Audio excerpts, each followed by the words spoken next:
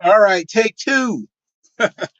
My internet is really acting a fool. All right, so today's video, Around the Horn, we're going to talk about the various wrestling websites and commentators talking about CM Punk and his release from AEW.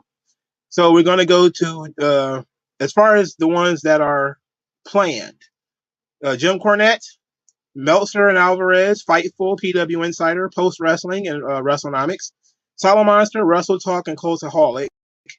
As far as the AEW All Out review, it will be up at 7 o'clock because my internet is working very, very slowly. And I've already recorded the video, but it's just taking forever to upload onto YouTube. So shortly before Raw starts, the video should be uploaded. Hopefully it's moving pretty swiftly. Again, happy Labor Day to everybody in the United States. If you're not from the United States, happy Monday. So the plan is to listen to as much of this stuff as we can stomach for like 2 hours and see how people are reacting to CM Punk being fired. And it ought to be fun. Like, to be quite honest, a lot of these people I don't listen to. Like, I don't listen to Wrestle Talk or Solomonster or Cultaholic, so it ought to be interesting hearing what they think. I don't listen to Sean Ross Sapp either. Also don't listen to Brian Alvarez and Dave Meltzer. So I don't listen to these people, so I want to give them an opportunity to say their piece. And plus, I like to hear other people's opinions every now and again. I don't regularly listen to this stuff, so it ought to be interesting for me and you because I don't know what these people are going to say. Of course, I do know what Jim Cornette says because you're gonna listen to him first, by the way. So this ought to be fun. This ought to be fun. We'll probably do. I don't know if we're gonna do smart tiers. We'll probably do smart tiers. Probably be. I gotta go back to work tomorrow. Let's say I don't have Friday, maybe, or maybe Saturday. We'll do live smart tiers on CM Punk being fired, depending on when he decides to respond to this chaos. Because I heard he's supposed to have a response, so we'll see there. We're also not going to be talking about All Out again. The All Out review will be up at 7 o'clock. So let's get into Jim Cornette and Brian Last in their response to CM Punk being fired, which is of course tears on the Cornette front because Cornette loves CM Punk.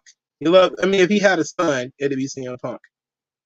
A person question their sanity, the things that go on in that snow globe of a wrestling company that Tony Khan, the real-life Richie Rich, has put together based on his teenage fantasies of when he apparently, I thought everybody that had $1 billion or at least had a family that had $1 billion could get like regular pussy. Oh my God. And jet off to the fucking Riviera and do drugs with Mick Jagger. What? He was sitting in his fucking basement collecting action figures and booking them. And now he's found out that with the $100 million that his dad gave him, so that he could see him spend it and have fun with it before he died, that he's collected the real life action figures. And they don't just fucking do their kung fu grip when you press the fucking button on their back. Oh my God. Oh brother. Oh brother.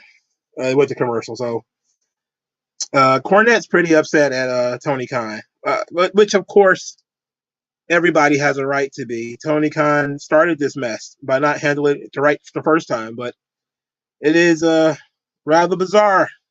That's the first thing that comes to his mind is that he's mad at Tony.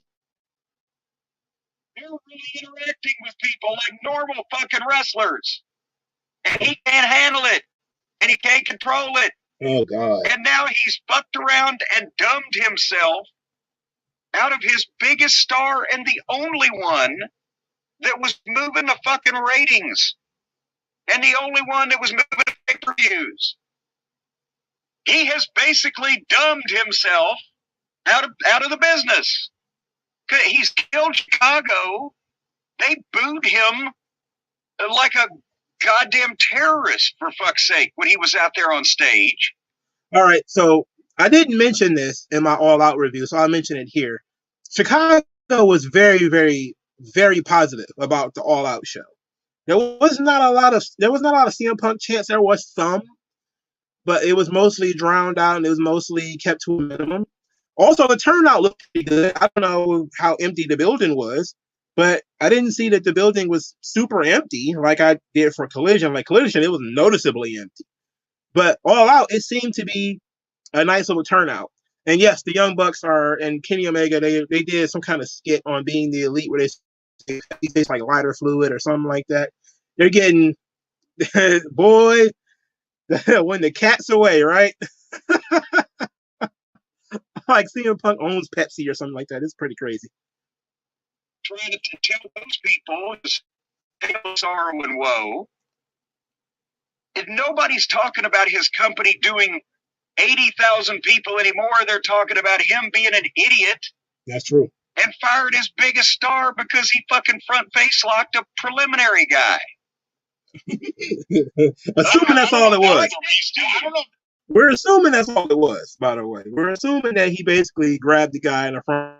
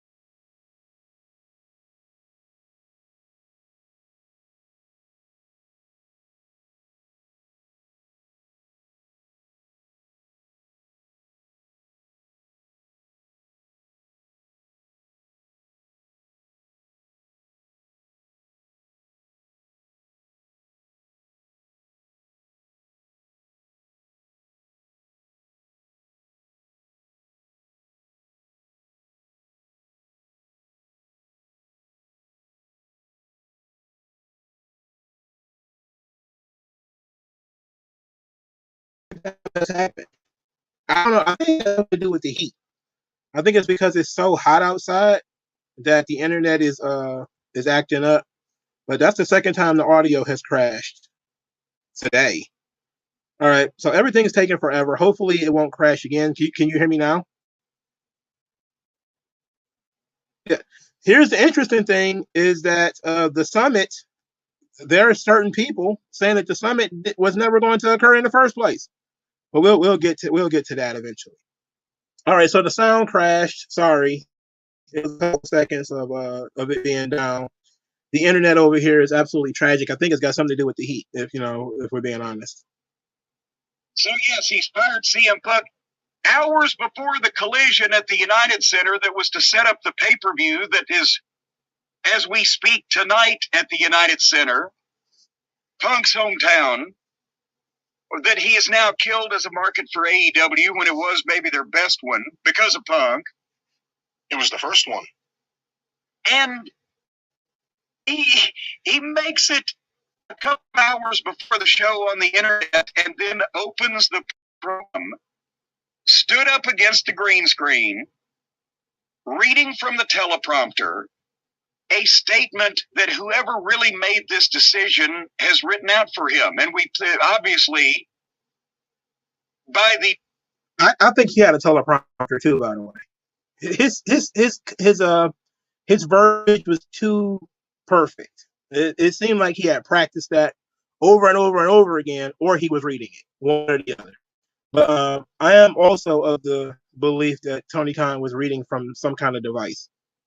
Wording, it's the attorneys, it's the legal staff, also, but we know it's the AEW legal staff because the wording is fucking syntax is tortured and the grammar is disemboweled, but he read it like he was reading it for the first time, because he didn't make this decision. You don't think because so? It was all worded by the attorneys, because they are apparently convinced in their minds that Punk is going to sue their fucking asses, and they're trying to set up a defense already. I disagree with you. This is absolutely Tony's decision, but he's letting the legal team write this because of the threat of the lawsuit. We're at this point now because Tony decided this is the point. Well, so Tony finally made a decision, you think? I thought whoever really calls the shots over there is the one that would make a decision this big.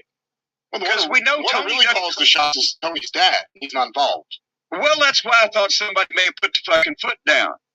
Or, I'm thinking, because Megan, Megan, the head legal beagle, it was Mega.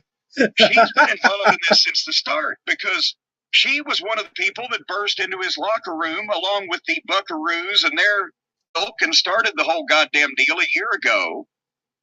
And we know that Megan is close to the Bucks, not as close as she is to some of the boys. Why can't you say it so people know who you're talking about? The head of legal, Megan. Mega. It's not Megan. Mega. What's her last name? Harik. Well, I thought it was Parrott. Megan Parrott. You're playing with that woman's name, man. That woman is the head legal counsel of AEW. She knows what she's doing. At least I hope she does. G Coalition Brother says, one, Punk knew he was done while he was wrestling the match with Joe. That absolutely is true. When you look back at it, you can tell he was already burnt. He already knew he was done. That's probably why he started doing the John Cena stuff and the Hulk Hogan stuff and everything, because he knew he was done. I think he's already finished with that. His second comment is taking forever for everything to move on here. Teleprompter statement was one thing. Live address. The live address was pretty much the same statement with almost the exact same verbiage, except Tony Khan sitting there with his eyes closed, apologizing to the people because they were yelling at him and calling him a pussy. So it was pretty much the exact same thing, except for his feelings was getting hurt live in person. It was clear that he was practiced. It was very, very clear that he was saying words that other people wrote for him. Well, I thought it was Parrott, Megan Parrott. But nevertheless, like I said, she's close to the Bucks.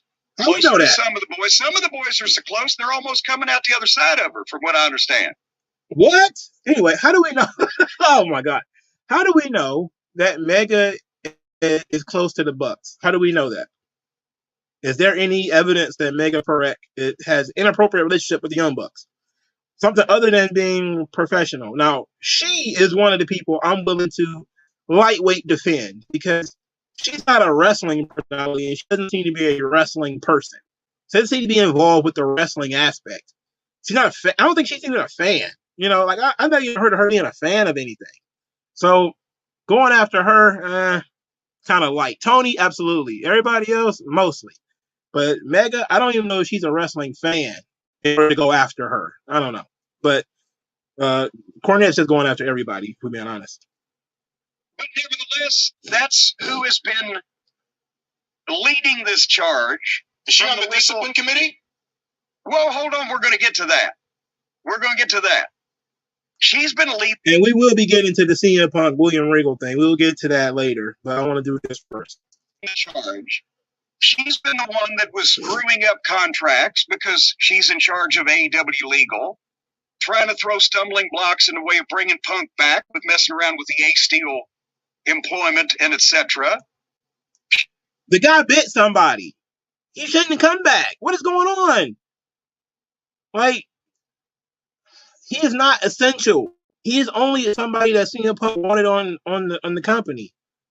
I would not have brought back A-Steel. If CM Punk coming back is contingent on A-Steel being there, then neither one of them want to come back.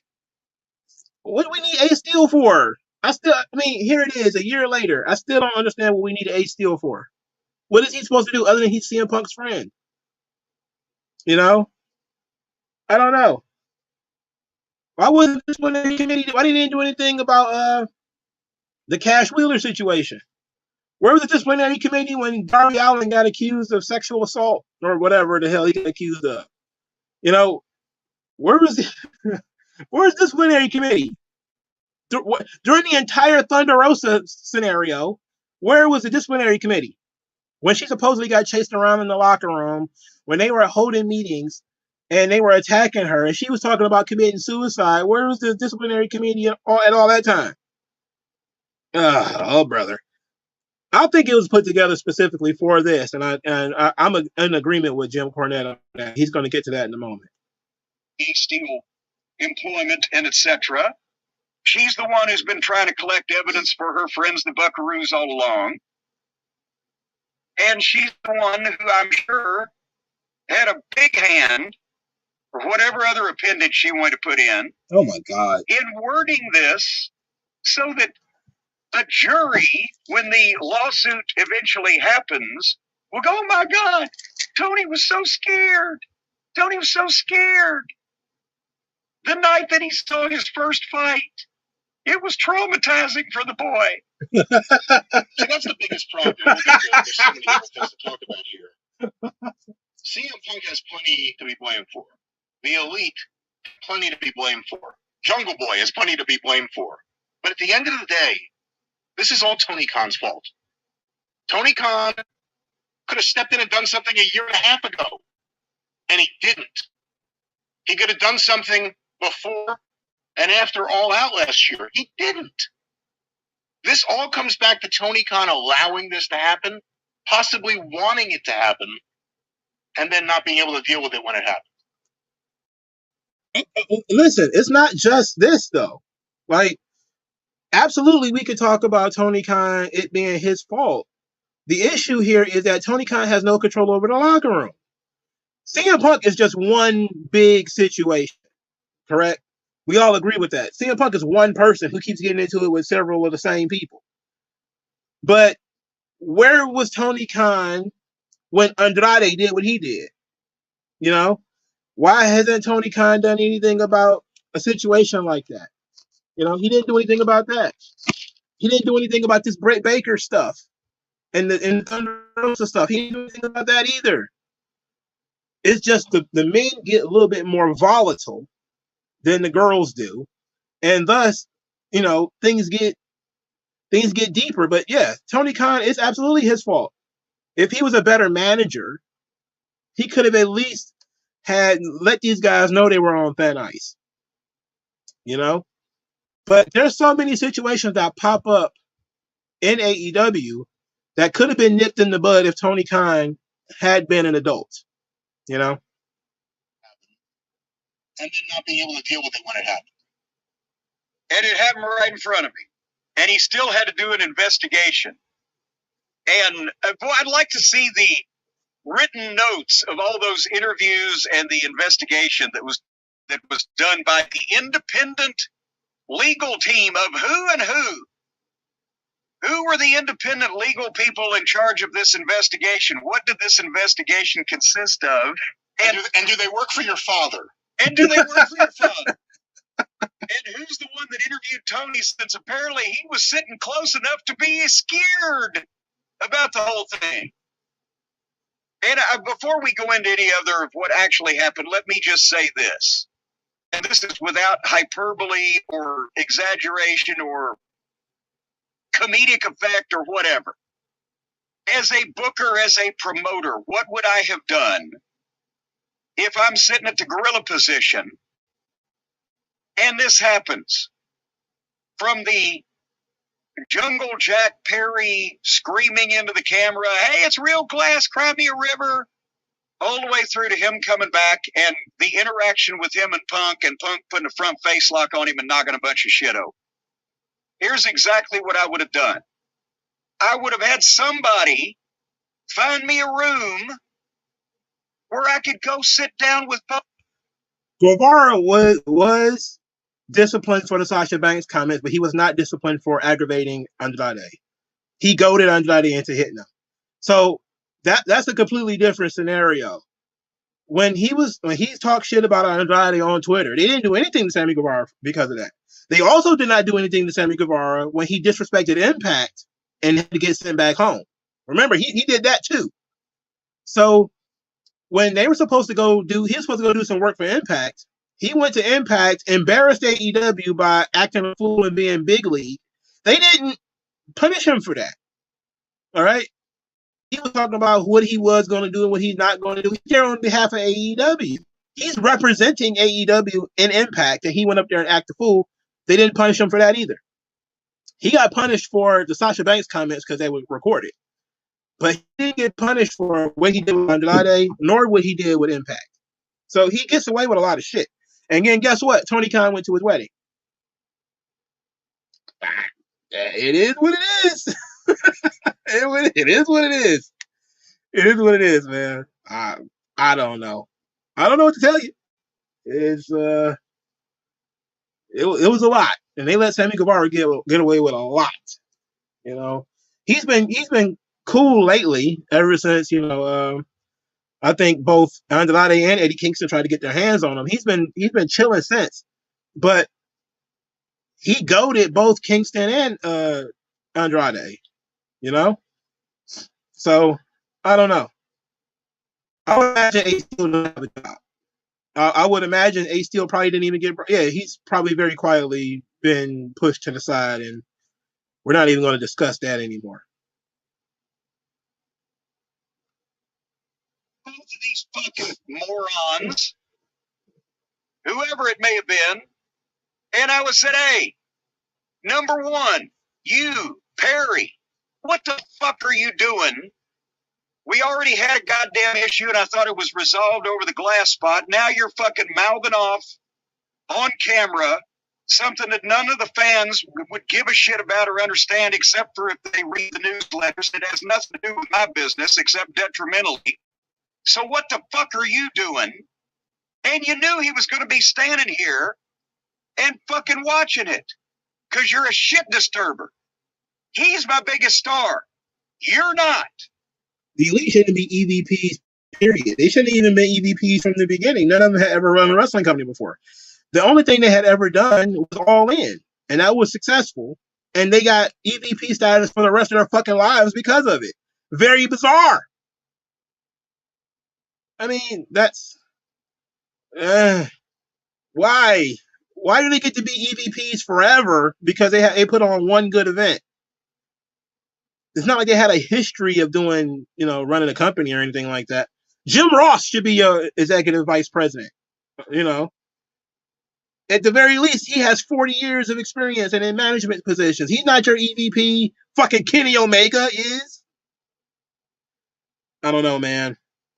We're gonna let Jim Cornette finish his thoughts, and then we're gonna move over to somebody else. He's my biggest star. You're not. Now, Punk, what did he say to you to make you put the front face lock on him?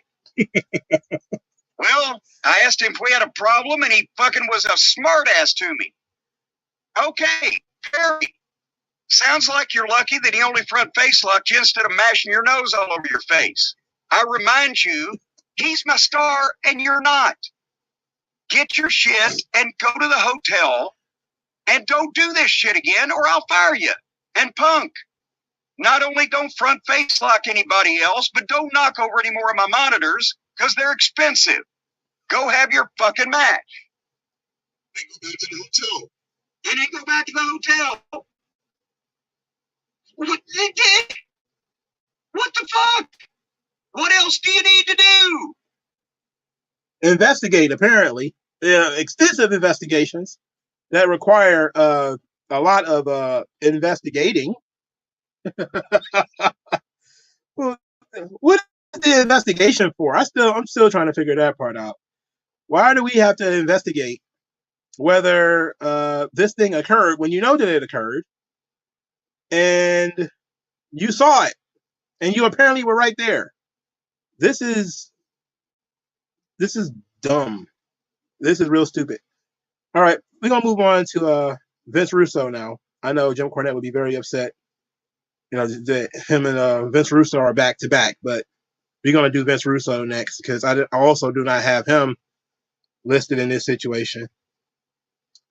Russo just uploaded his stuff an hour ago, so His is pretty new, and I haven't heard it yet. I haven't heard a single word of it yet.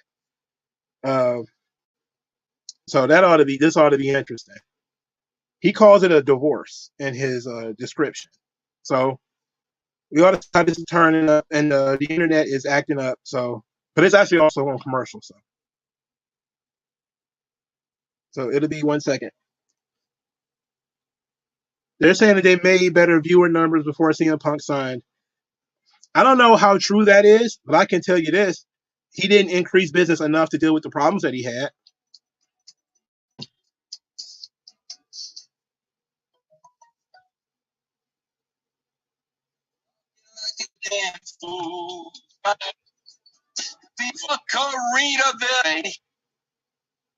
Ugh.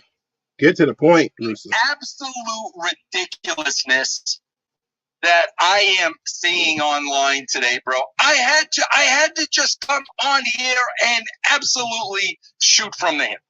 So here I am, bro, and I'm going to be shooting from the hip. I am live on YouTube. I am live on Twitch. I am live on X.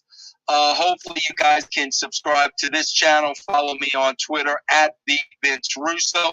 And of course, guys, you know you're going to get the real scoop this entire week on Russo's brand and Patreon. And we're going to get into this with the way. Like, did you actually think Paul Rubens was really Pee Wee Herman? No, of course not. Of course not. Well, then why do you listen to former colleagues of mine in their 60s? I don't care about this. Get to the point.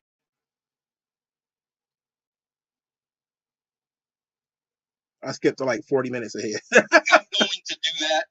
No, bro, I'm not going to do that. You know why, bro? Because this is part of the wrestling business. This happens all the time. I experienced it all the time. So I'm not going to come on here and be sensational, bro, just so you guys listen to my podcast and subscribe to my channel. I want to thank Just a Kid Born in the 90s, Russo'sBrand.com. Get to the point. And Patreon.com. We're 6 minutes in, and he hasn't said anything yet. When I wrote television, bro, Please. I wrote for the casual fans. Okay. My job was to get as many people to watch the wrestling show or the television show as possible. That's what I got paid for, bro. I didn't get paid to cater to marks that were already watching the show because that's what they do. My job from Vince McMahon, get as many people to watch our show as you can, Vince. And what did I do? Well, here's the problem with that, Russo. You also ran off people, too. Everything Vince Russo says is like, you can take for granted the people who are going to watch the show anyway. Just try to get other people. Instead of Vince is telling you to add people to the show, not to run off some and bring in others. I hate that he's saying this kind of stuff. I widened the spectrum. There was something for everybody, and there were wrestling in their college dorms, bro. Because that was my job. Get to the point. Bro, so I get a lot of fun out of Tony Khan. Okay, thank you. Do I hate Tony Khan? Bro, are you freaking nuts? Are you am I going to hate a guy because of the way he chooses to run his wrestling company, bro? We got a $20 donation. Oh my God, you're really going to get to the point, Vince. It's almost at the halfway point. Russo'sBrand.com and pay. We're almost at the halfway point. This Negro ain't saying nothing yet. Bro, we get a lot of.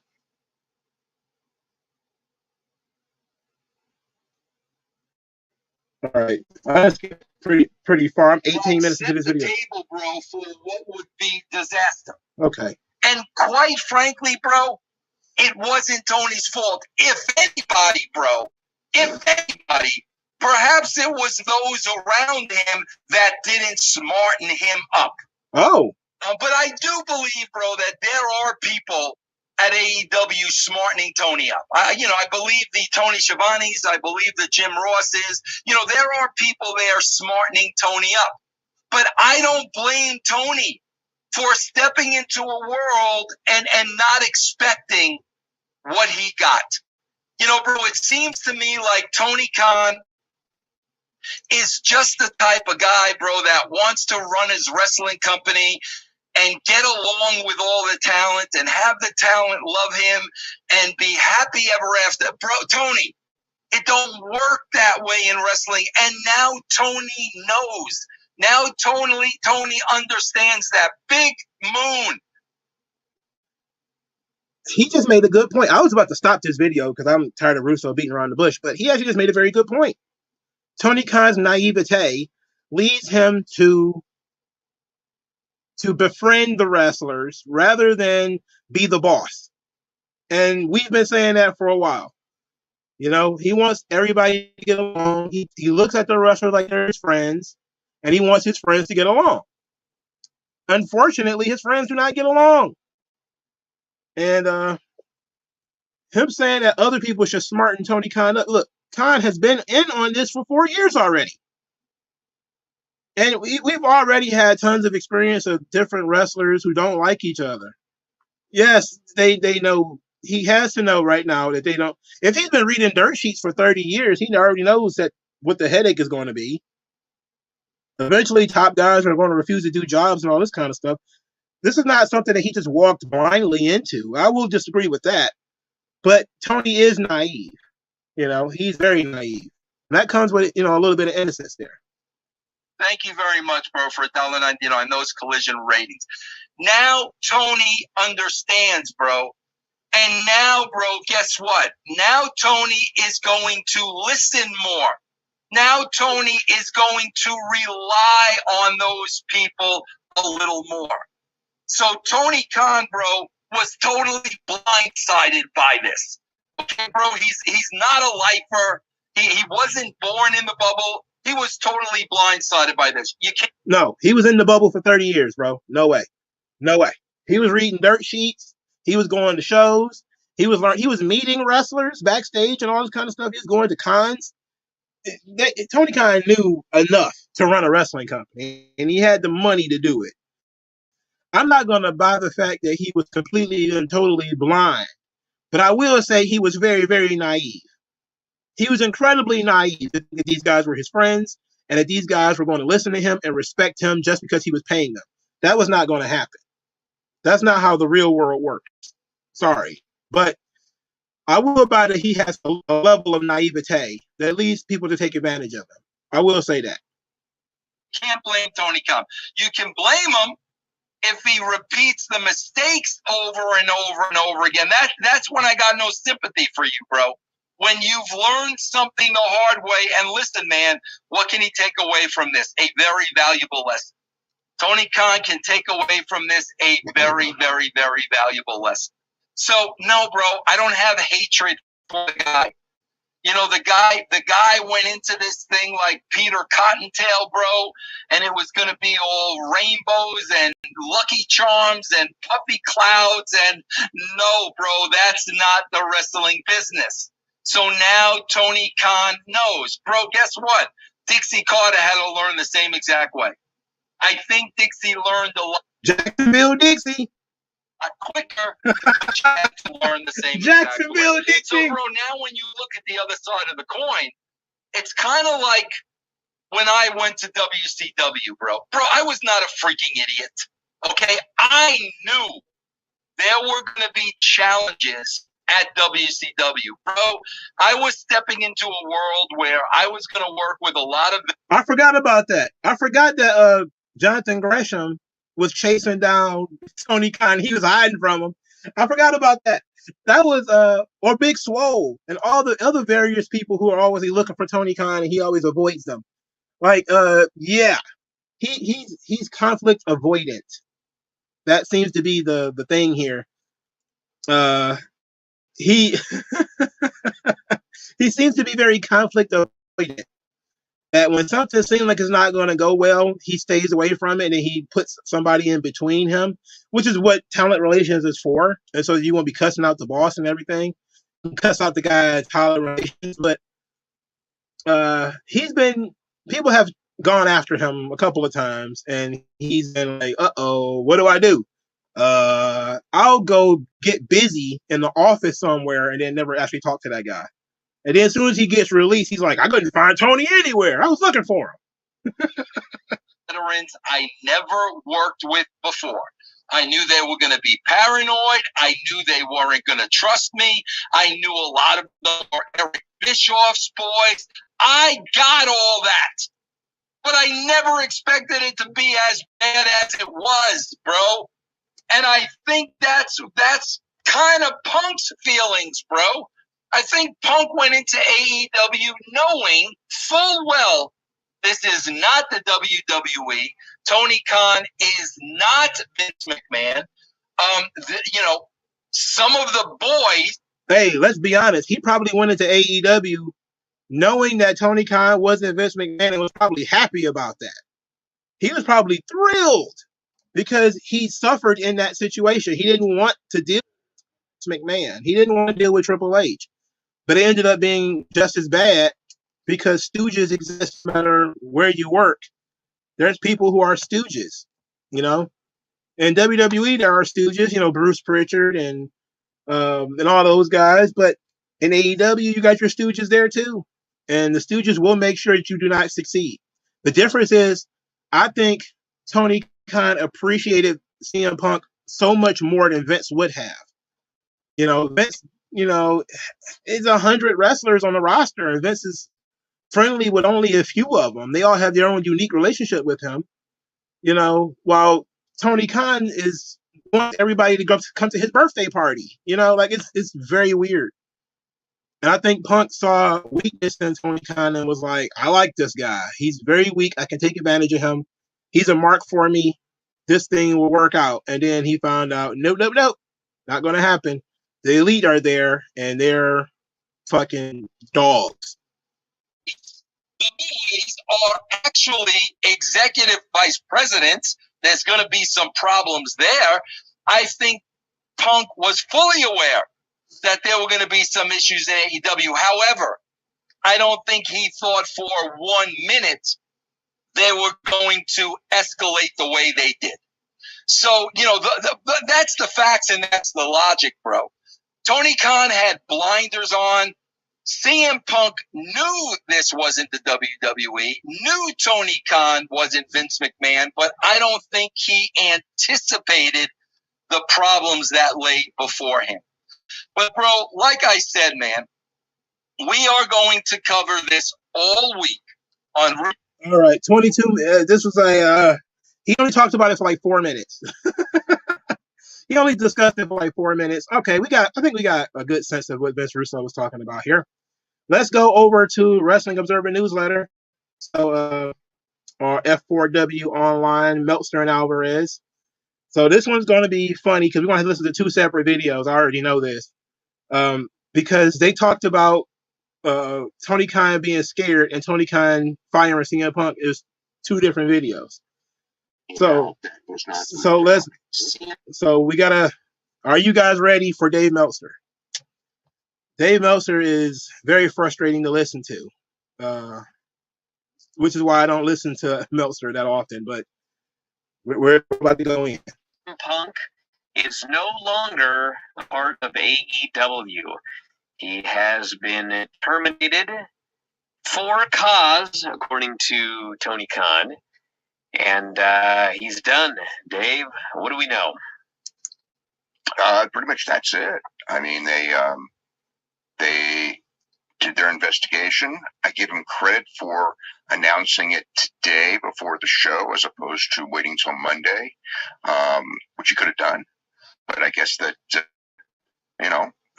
Wait, he promised that he was going to tell everybody before All Out, though. Because there were people buying tickets to see CM Punk thinking he was going to be there. And he knew he was going to fire him. So he said, I'm going to let everybody know before All Out. So before Collision, he told everybody that CM Punk was fired. that gave people an opportunity to sell their tickets if they still had them. But there are some people who had already bought their tickets and they couldn't sell them, and therefore they were stuck. He knew days before that he was going to end up having to fire CM Punk. He probably knew that. I doubt the disciplinary committee came up to him at like 2:00 on Saturday and said, "We got to fire this guy." He probably knew it Friday. He probably knew it Thursday. I give him credit for going in public and saying it, but I think he definitely should have told people as soon as possible, because he knew he was selling tickets in Chicago based off CM Punk being there. All right? So let's not give him too much credit. But, he just felt like he needed to get it out as soon as possible. But Bullshit. They surveillance footage. They already interviewed all the eyewitnesses. Tony was an eyewitness. They had an outside investigation. They interviewed a lot of the wrestlers who were not eyewitnesses, just about the basic situation of what was going on there. Wait a minute. They talked to people who were not eyewitnesses? Why did you do that? What could they add to the situation that I need to know? I wasn't there. I didn't see what happened. But interview me anyway. What am I going to add to that situation? I wasn't there. I didn't see it. So what can I add that wouldn't be hearsay? Anything that I would add to the investigation would be hearsay because I didn't see anything. Oh boy. That was they had the lawyers recommended he be gone. Whatever the disciplinary committee is, and I don't know who that is, recommended he be gone. And Tony Khan made the decision for him to be gone. So, I mean, I know people who were interviewed that were not there, and it was about background, just the history and things like that, along with the people who... They were asked how things had changed over the last year and what they thought the solution to problems would be. Yep. A lot of questions not related to the actual incident, right? But to... Oh, so he got opportunity to throw dirt on his name. See, I don't like that. I don't like that. If it didn't have anything to do with the exact situation investigating, what are we talking about here? Hey guys, did you have a run-in with CM Punk back in April? That got nothing to do with this? Do you have heat with CM Punk, Brandon Cutler? Or random guy who's friends of the Young Bucks? Did you guys have a run-in with CM Punk? What do you think? It's like, that's unfair as fuck. That's unfair. I don't know about that one, dog. That's too much like hearsay for me. That's too much like hearsay. Tony was right there, bro. He knows what happened. He knows what's going on. All of the incidents and everything that happened over the right. So it was. I mean, he got fired over what happened Sunday, but the lawyers and everybody else, they talked about a lot more than Sunday. They talked about everything, the stuff that's come out, a lot of stuff that hasn't come out, and lots of stuff that hasn't come out. Oh, are we talking about the William Regal stuff now? Because if he said whatever he said to William Regal, now according to bodyslam.net, CM Punk refused to shake William Regal's hand and called him a stooge for Triple H or something like that when William Regal came in 2022. If that was the case, he should have fired Punk then. All right? You don't disrespect William Regal. I mean, forget it. This is why it's so important for us to figure out what CM Punk's job was in AEW. The idea that he had 2 contracts and nobody asked the question of what his job actually was. We know he was a wrestler. Forget that. What was his job? What did you employ him for? As a wrestler, he's an independent contractor. You can do whatever you want to those guys. But as an employee, it was completely different. I'm not saying, I don't even think the whole thing with William Regal even happened, if we're being honest. I don't believe that. But let's say that it did. I'd have put him on ice for that, because you start in trouble immediately. Stuff that hasn't come out. And, I mean, should it have been sooner with the benefit of hindsight? Of course, it should have been a year ago. But hindsight, is always whatever. I mean, when he came. No, everybody say he should have been fired a year ago. Some people say he should have been fired just for the brawl out comments before the fight even happened. Just him sitting there shitting on the locker room and shitting on the EVPs and all those guys. They're like, yo, how is they going to continue to work with this guy? He's being a dick. And then he got into a physical fight with them. People were like, yeah, he should have been fired last year.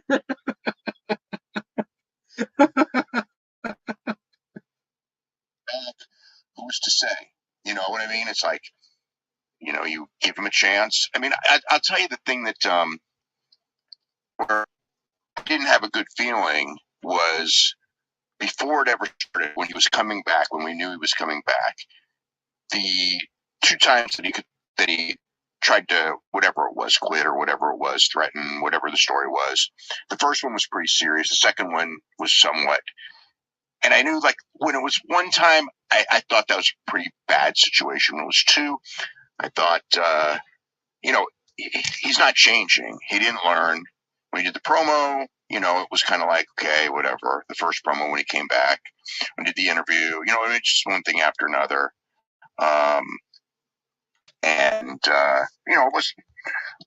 It wasn't good.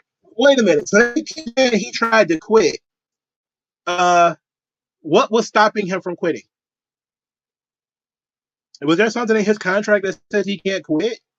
Because if he really wanted to quit, he would have quit, right? He would have just went home and not come back, right? It would have been easy for him to quit. CM Punk is a quitter, is what he did. He quit WWE and didn't come back. So why would he all of a sudden continue to threaten to quit and then never actually quit AEW? That doesn't make sense. Now, he was fired from WWE, but he went home for 6 months before they fired him. So, and it took him a week after he supposedly beat somebody up again. But I don't get what Meltzer is saying. The guy could have quit if he wanted to. Apparently, he didn't want to quit. And I'm not going to believe he wanted to quit. I believe he was frustrated and probably was pissed. But did he ever want to just quit? Nah, I don't know about that. But they say that Meltzer, they're friends with the Young Bucks, so they already know. It didn't work. It was a disaster. Let's be serious. It was a disaster. And, there's so much more to it than has come out, but a lot of the big stuff has. And the biggest thing was what happened on Sunday. And you just can't keep having this stuff happen every second week. So the Collision show opened with a speech from Tony where he basically said he had to make one of the toughest decisions of his career, terminate CM Punk from his contracts, by the way, which is what it said in the press release. A typo, which I find hard to believe. It was not. No. I mean, he apparently had multiple contracts. I think he had multiple deals. He had a performer's contract and an employee contract, I believe. But I'm sure that will all be clarified in the next 48 hours or so. How about, asking? Because they made the contracts. For starters, it was a legal document that they put out. They said they got rid of both of his contracts, wrestler, his agreements, wrestler and employment. Why aren't you curious to what he was employed for? I'm so curious about that. They're kind of like, oh, they ironed it out eventually. I'm like, no. Let's ask Tony. You hired CM Punk. He had some kind of a producer role, or something. What was his job? Somebody knows. And you can't tell me that you can't talk about it. That's bullshit if you can't talk about it. The incident was regrettable and endangered. Hot porn. That includes staff who put the show on everything. He was like Sam Rothstein. He kept changing jobs. He was the executive vice president of janitors and mop operators. Every time you turn around, he got a new job. Chief confection officer or whatever. You're like, what is your job this week?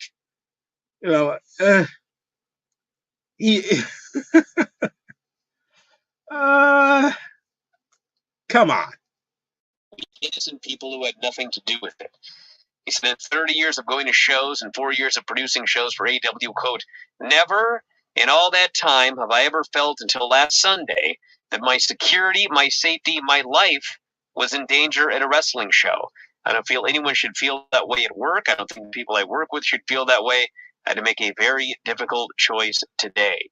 So there had been, and I think you put it in the Observer, the stories about when the whole thing went down. You know, people have said that he lunged at Tony. It was probably stronger than that. I think I was being. Here's, you know, the funniest thing, and you know this better than anyone, is that throughout this whole ordeal, you and I were far too kind to him. I mean, that's the reality. We were far too kind to him. I always gave him the benefit of the doubt. I always tried to give his side, while everyone didn't want to hear, you know, that they just wanted to go, oh, you know, you're after him and everything like that. But, okay. They were far too kind? They were spreading rumors about the guy. What kindness did they show him? What kindness was it? Oh, my Lord. I'm very interested in what their kindness was. Here's the thing. If you have information, spill it. If you know something that CM Punk is just going around, riding around on a motorcycle, smacking all the bitches across the ass and smacking all the men across the face with a backhand, just say that. It's probably not even that. It's just that people don't like him. All right? He's not likable. But what do you mean you were being far too kind? You were burying the guy every week. You were spreading rumors every week. What? Or are you saying we could have done something daily, or we could have nuked this guy from orbit and got him fired? Okay, then you should have done it before he started beating people up. He's clearly full of shit right now. I don't get it. I don't understand. Lunging was again far too kind. You know, I mean, if you wait, lunging. The only thing that could be more aggressive than a lunge is a pounce. So either he's a fucking cheetah, or it wasn't that serious. What was it? Did he leap over a table onto Tony Khan? Because if that was the case, again, Khan should have fired him on the spot. The actual wording of what was said, lunging was I was toning it down. You know, I mean, it was more than lunging. And there was also, I had heard that when he moved it towards Tony, whatever word you use, that monitors, there were like monitors that fell on Tony Khan, and I mean it was and whatever it was, I mean, as you noted, there was security camera footage. So this was not something, you know, people were like, well, how come there wasn't security camera footage of the brawl? Well, it's because that was inside a locker room. They don't have cameras in the locker room. Yeah, but this was guerrilla, and they had cameras all over the place. Well, I'm sorry, bro. This is sick. This is sick. You know, why would he attack Tony? That's my question. Why did he attack Tony? Nobody is telling me why he would even attack Tony. He seemed to like Tony. Tony loved him. We all talked about how Tony basically, you know, turned Palacio on CM Punk every time they were in public. So how did we go from that to him wanting to wring Tony Khan's neck? Yes, Serge is absolutely correct. We just need the video. Just put the video out there then. You know, if he jumped at Tony Khan and was going to hurt him in some way or physically tried to attack him, let's just put the video out there and then let it be done. Let it be over with. And then you got to explain why you let him wrestle if you were so scared. You let him go to, and I think D-Max asked this in the last live stream, why did you let him hang around and continue taking pictures? If he attacked somebody. If he tried to attack Tony Khan, he's still backstage taking pictures. What's that about? Friends, Dave is more than friends with the elite. You know, he's like friends with benefits.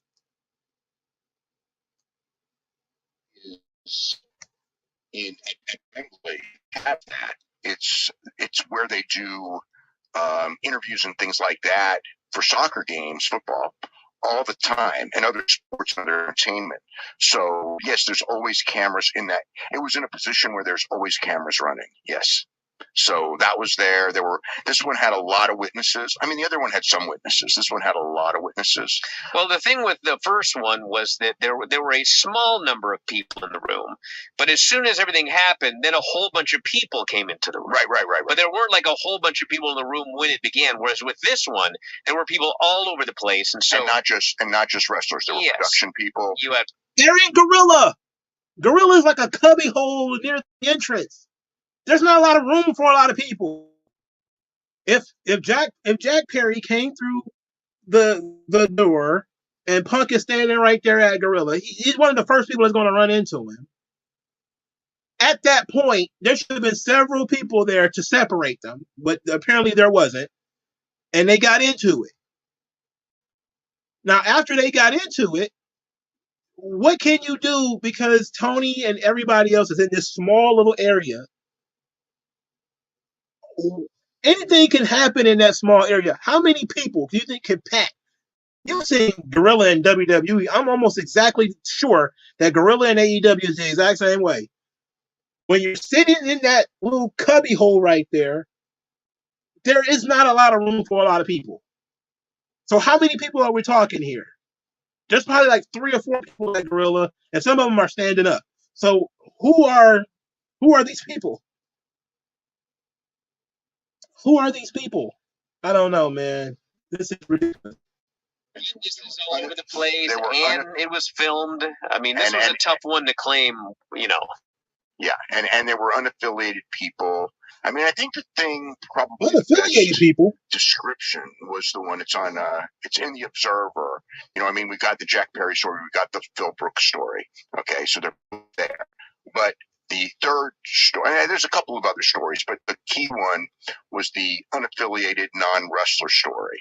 And, you know, I mean, that is what I would call, I don't know, it's the most reliable, but it's the, you know, it's neither party, but it's someone who saw it, and it's a non-wrestler. It's not someone who has any stakes in the game or part of either clique or anything close to that. It's just someone who was there working, as many people were, and saw what happened. And there's actually more that may come out this week from other people that were also there, but I'll get into that later this week probably. If you got all of this stuff, just put it out there. Why are we putting this out in dribs and drabs? You know, I guess it's capitalism. Why dump the entire story now and people are going to forget about it when you can try to stretch this shit out for weeks and weeks and weeks? But this is not feeling like people were threatened and folks were going to die because CM Punk was there. I want to know who are the unaffiliated parties. That's what I want to know. So before the show, I don't have a lot of details about what happened, but there was a meeting before the show. And everybody was told what happened. This was before Collision tonight. And Tony also went out before the crowd and told them. And the interesting thing is if you watch the Dynamite show on Wednesday, if you watch the TV version, I did not hear any chants for CM Punk.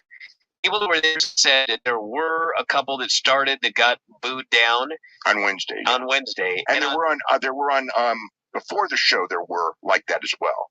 Yes. There were a couple of chants that got booed down before the show started, yeah. And there were a couple on Collision as well, but in general, it was not like the fans hijacked the show or you know, anything of that. It was largely the same deal. They booed the Young Bucks, though. I mean, even they popped originally for them. I think I said this in the last one. I'll say it again here. The crowd was very kind to the Young Bucks for the most part. This has always been an AEW audience, you know? So they were supportive of the Young Bucks. There was not a lot of takeover in terms of CM Punk chants. But I said that before, that they had buried him so substantially in the wrestling media that you weren't going to get a lot of chants anyway because people didn't feel bad for him. Part of the reason why people were chanting for him in WWE is because he was a symbol of the revolution. You know, he was the symbol of the evil WWE, things need to be fixed. And CM Punk is the guy to fix it. Now the revolution exists. It's a thing already. CM Punk comes into the company and it's like, oh my God, this is a nightmare. And folks are like, wait a minute, you saying our glorious revolution is no good?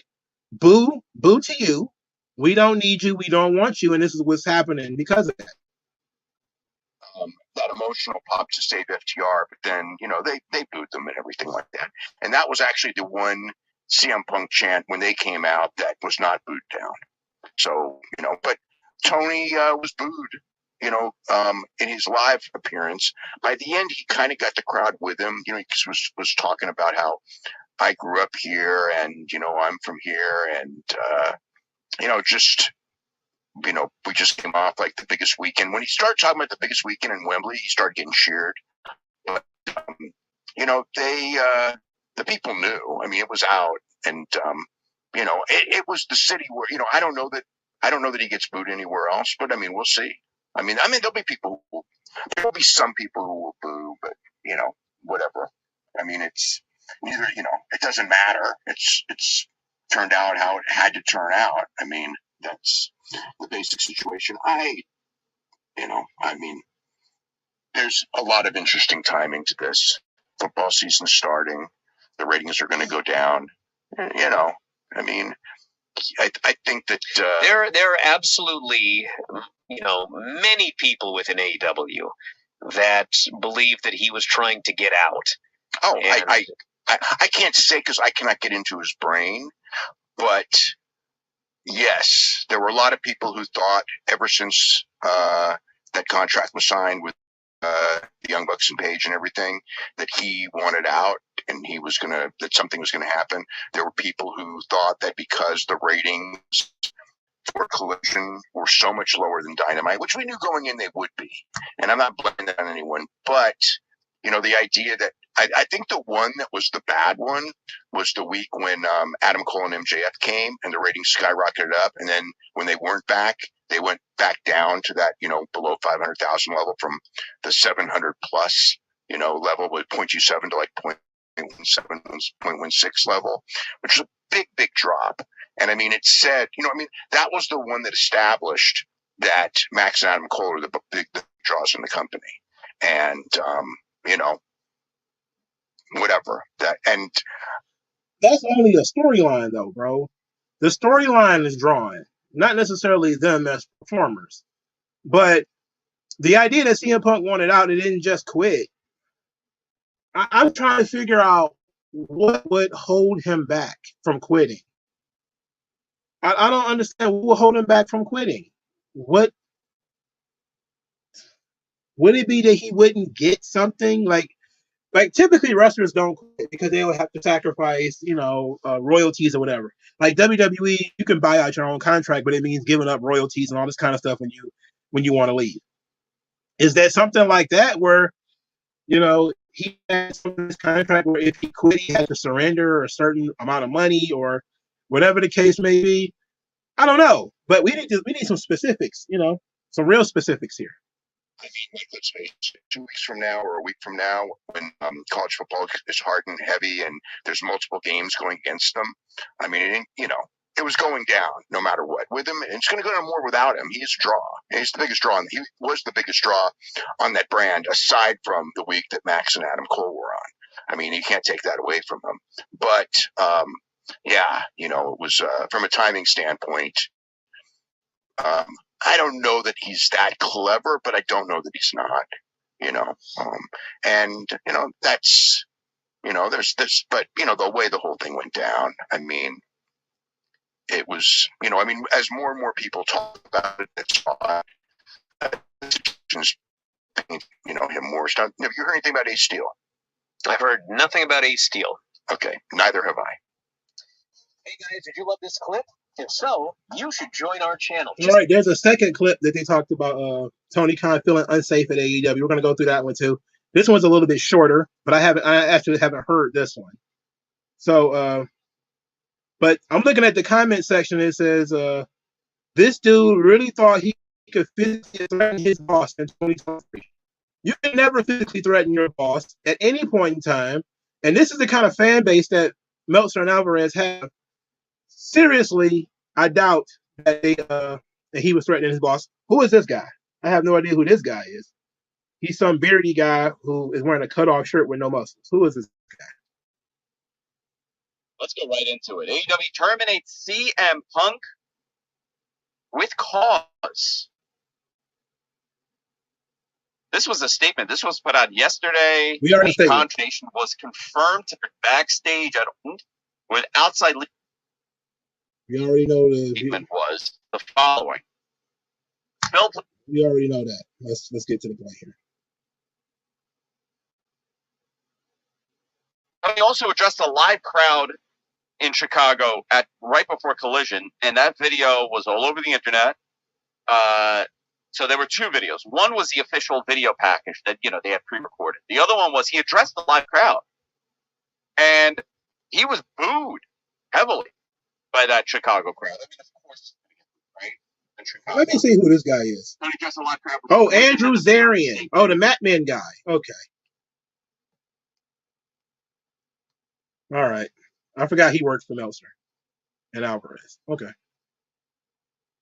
The reality is CM Punk does not want to politic. He does. He doesn't want to politic? I'm pretty sure he does. He doesn't want to play nice when things are said to him that he doesn't want to hear.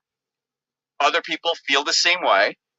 And it created a terrible scenario in that company. And, at the end of the day, the only people really, it's billionaires and millionaires fighting with each other, right? Over the fact that they cannot figure out a way to work. And listen, I'm not putting the blame on Tony. I'm not putting the blame on any one individual. But, I come from a corporate school that the blame is put on management, not the staff. The staff learns from you. Your staff is only as good as the leadership. And if there is an issue with the leadership, situations like this will happen. It's not only on Tony. This company has expanded very quickly. And they have attempted to put in things that will alleviate this. But, you have personalities that have known issues. Would this happen in WWE? Would a situation like this happen in WWE? Situations like this happen not regularly, not weekly, but they do happen in that company. But at the end of the day, they have the structure built out where it doesn't turn into, a potential violent attack.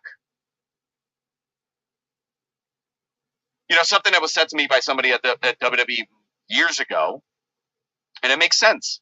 There are certain individuals that do not make it to WWE, or they come here and they fail in WWE, and they could go off and do something else. But there's always a reason. When CM Punk left that company, everybody was cheering. Good on Punk. The blame was not on him for what happened in WWE. Even the last scenario, last year, this time, the blame, was 50-50. There were people on the Punk camp, there were people on the Elite camp, but it was more, honestly, the people that were picking sides on, the fan side. I'm not going to lie to you. I don't listen to this guy. I don't listen to these people. I don't know what the fuck this guy's talking about anymore. Literally, he's jumping all over the place. It's not only on, it's like, yes, everybody was happy that CM Punk left WWE. Good on him. But there was people who were also glad that he was gone. It was both sides. We're gonna have to cut this one short because Andrew Zarian, I'm not getting it from him. I don't understand where he's coming from. He needs to hit a point and stick with it.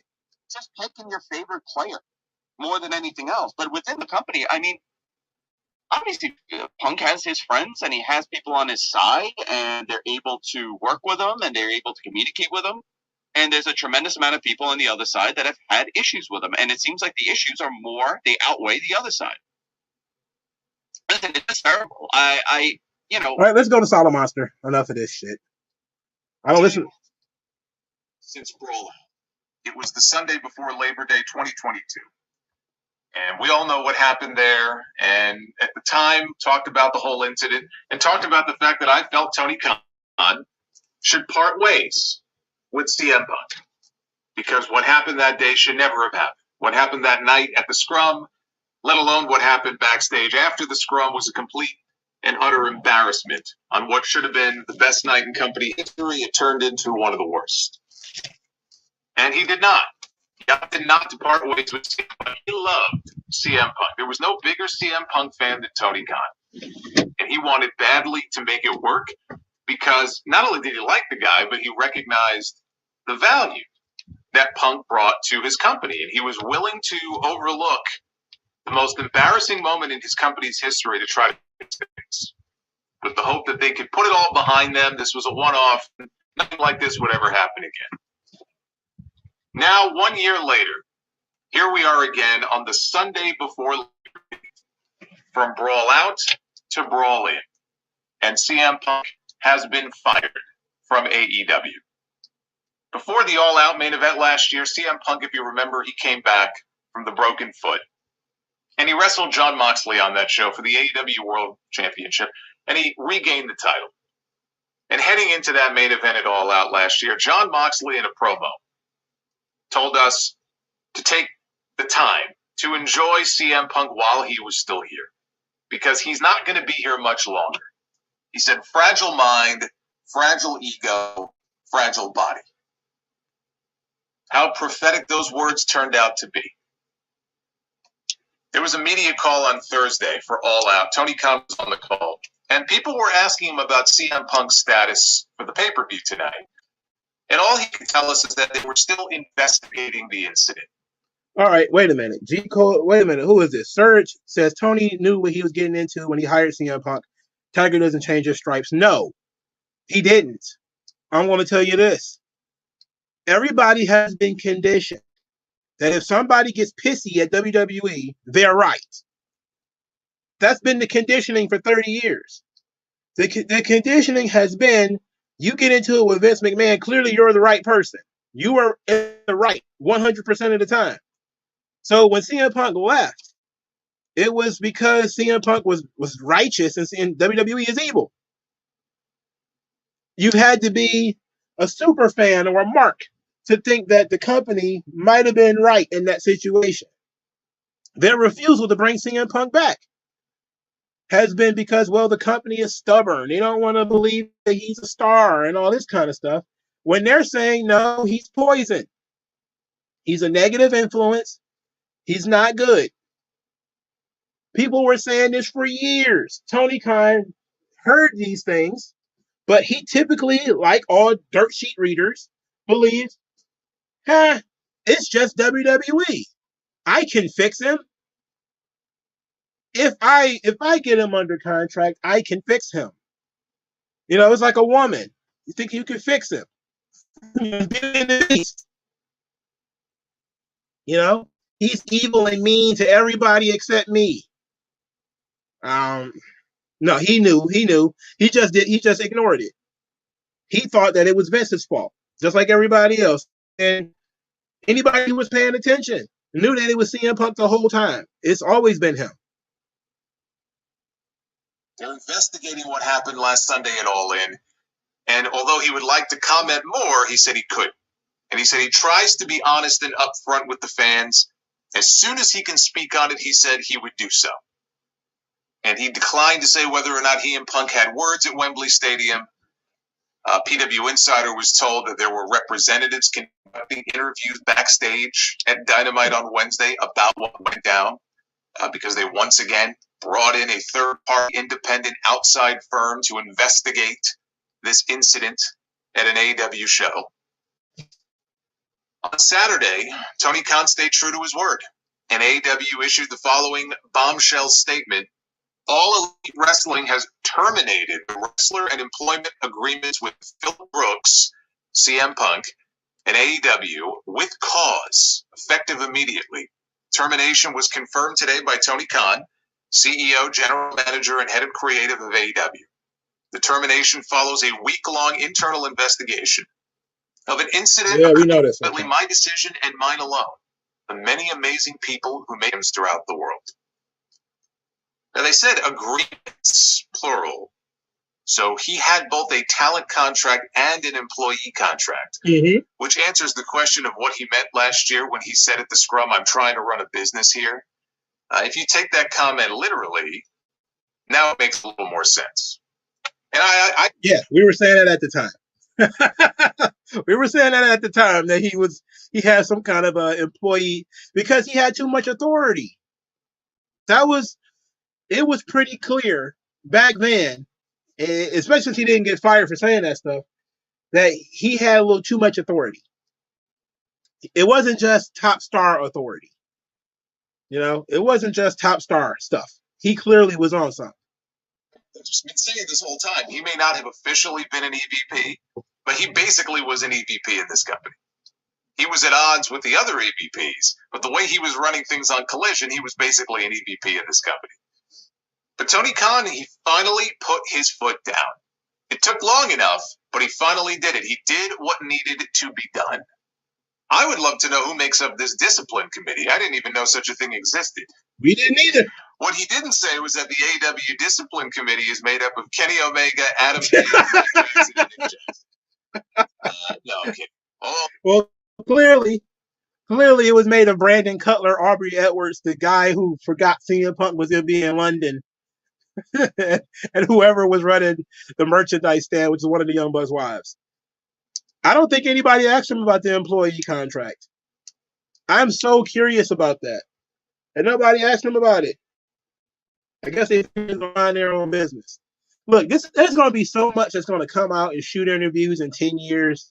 It's going to be very, very hard to justify not asking that stuff right now. Because in 15 years, whether AEW is successful or not, and they're already successful, but whether they're still around or not, people are going to want to know about this kinds of situations. These details that are being left out. Although the Punk fans probably think that's true. But I would love to know who is on this committee. This is the first I'm hearing about this. After that announcement came down, they had a show to run.